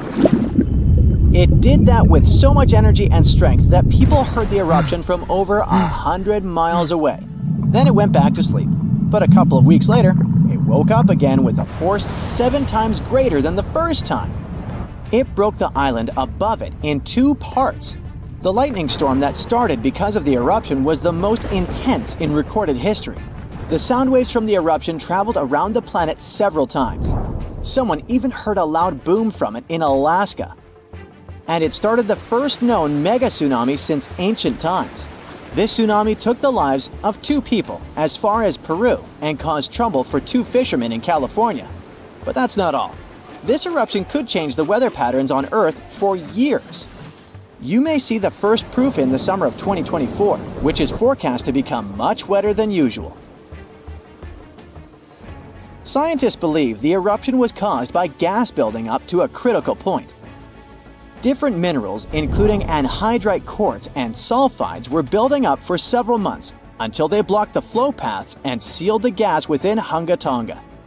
Normally, when a volcano erupts, the fumes cause a temporary cooling effect on Earth's surface. But Hunga Tonga's eruption was different. It didn't produce much fumes, but released a massive amount of water vapor, roughly equal to 60,000 Olympic swimming pools. The intense heat of the eruption turned huge amounts of seawater into steam, which then blasted high into the atmosphere. All that water vapor ended up in the stratosphere, a layer of the atmosphere that's too dry to form clouds or rain. Scientists don't have any observations of volcanic eruptions like Hunga Tonga to predict its effects on our weather patterns. They can't tell exactly how long these effects might last either. This is because the only way to measure stratospheric water vapor is with satellites, which have only been around since 1979, and there hasn't been an eruption similar to Hunga Tonga in that time. Experts from different countries started analyzing satellite data right after the Hunga Tonga eruption. They wanted to find out how long water vapor would stay in the stratosphere, where it would go, and, most importantly, what this would mean for the planet. The first big result of the eruption, at least partially, was a huge hole in the stratosphere that was hanging on for several months in 2023. By the time it appeared, the water vapor had reached the polar stratosphere over Antarctica. In the following years, there wouldn't be enough water vapor left to enlarge this hole. It looks like Hunga Tonga will have just a minimal effect on global average temperatures. But there are some surprising, lasting regional impacts. One of the scientific models forecasts colder and wetter winters for northern Australia until about 2029. In North America, it predicts warmer winters, and Scandinavia could have even colder winters. This is just one study though, and one approach to understanding how the eruption of Hunga Tonga can change our weather.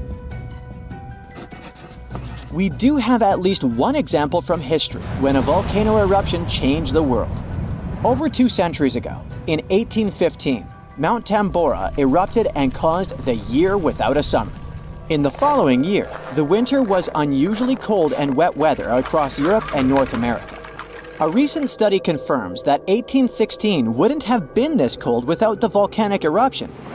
The immediate effects of the eruption were catastrophic, with tsunamis destroying homes, claiming 10,000 lives, and 80,000 more who fell ill in the aftermath. The eruption of Mount Tambora was one of the strongest in the last 1,000 years. It had ejected an enormous amount of sulfur dioxide into the stratosphere, which quickly spread across the world. It resulted in the coldest year in at least the last 250 years. In May, Frost wiped out most of the crops in New York, Massachusetts, New Hampshire, and Vermont. By June, heavy snow covered the ground in Albany, New York, and Dennisville, Maine, and New Jersey had 5 straight nights of frost. The cold continued into late summer, which should have been the harvest season. In July, lakes and rivers were still frozen as far south as northwestern Pennsylvania, and frost stayed in Virginia until late August.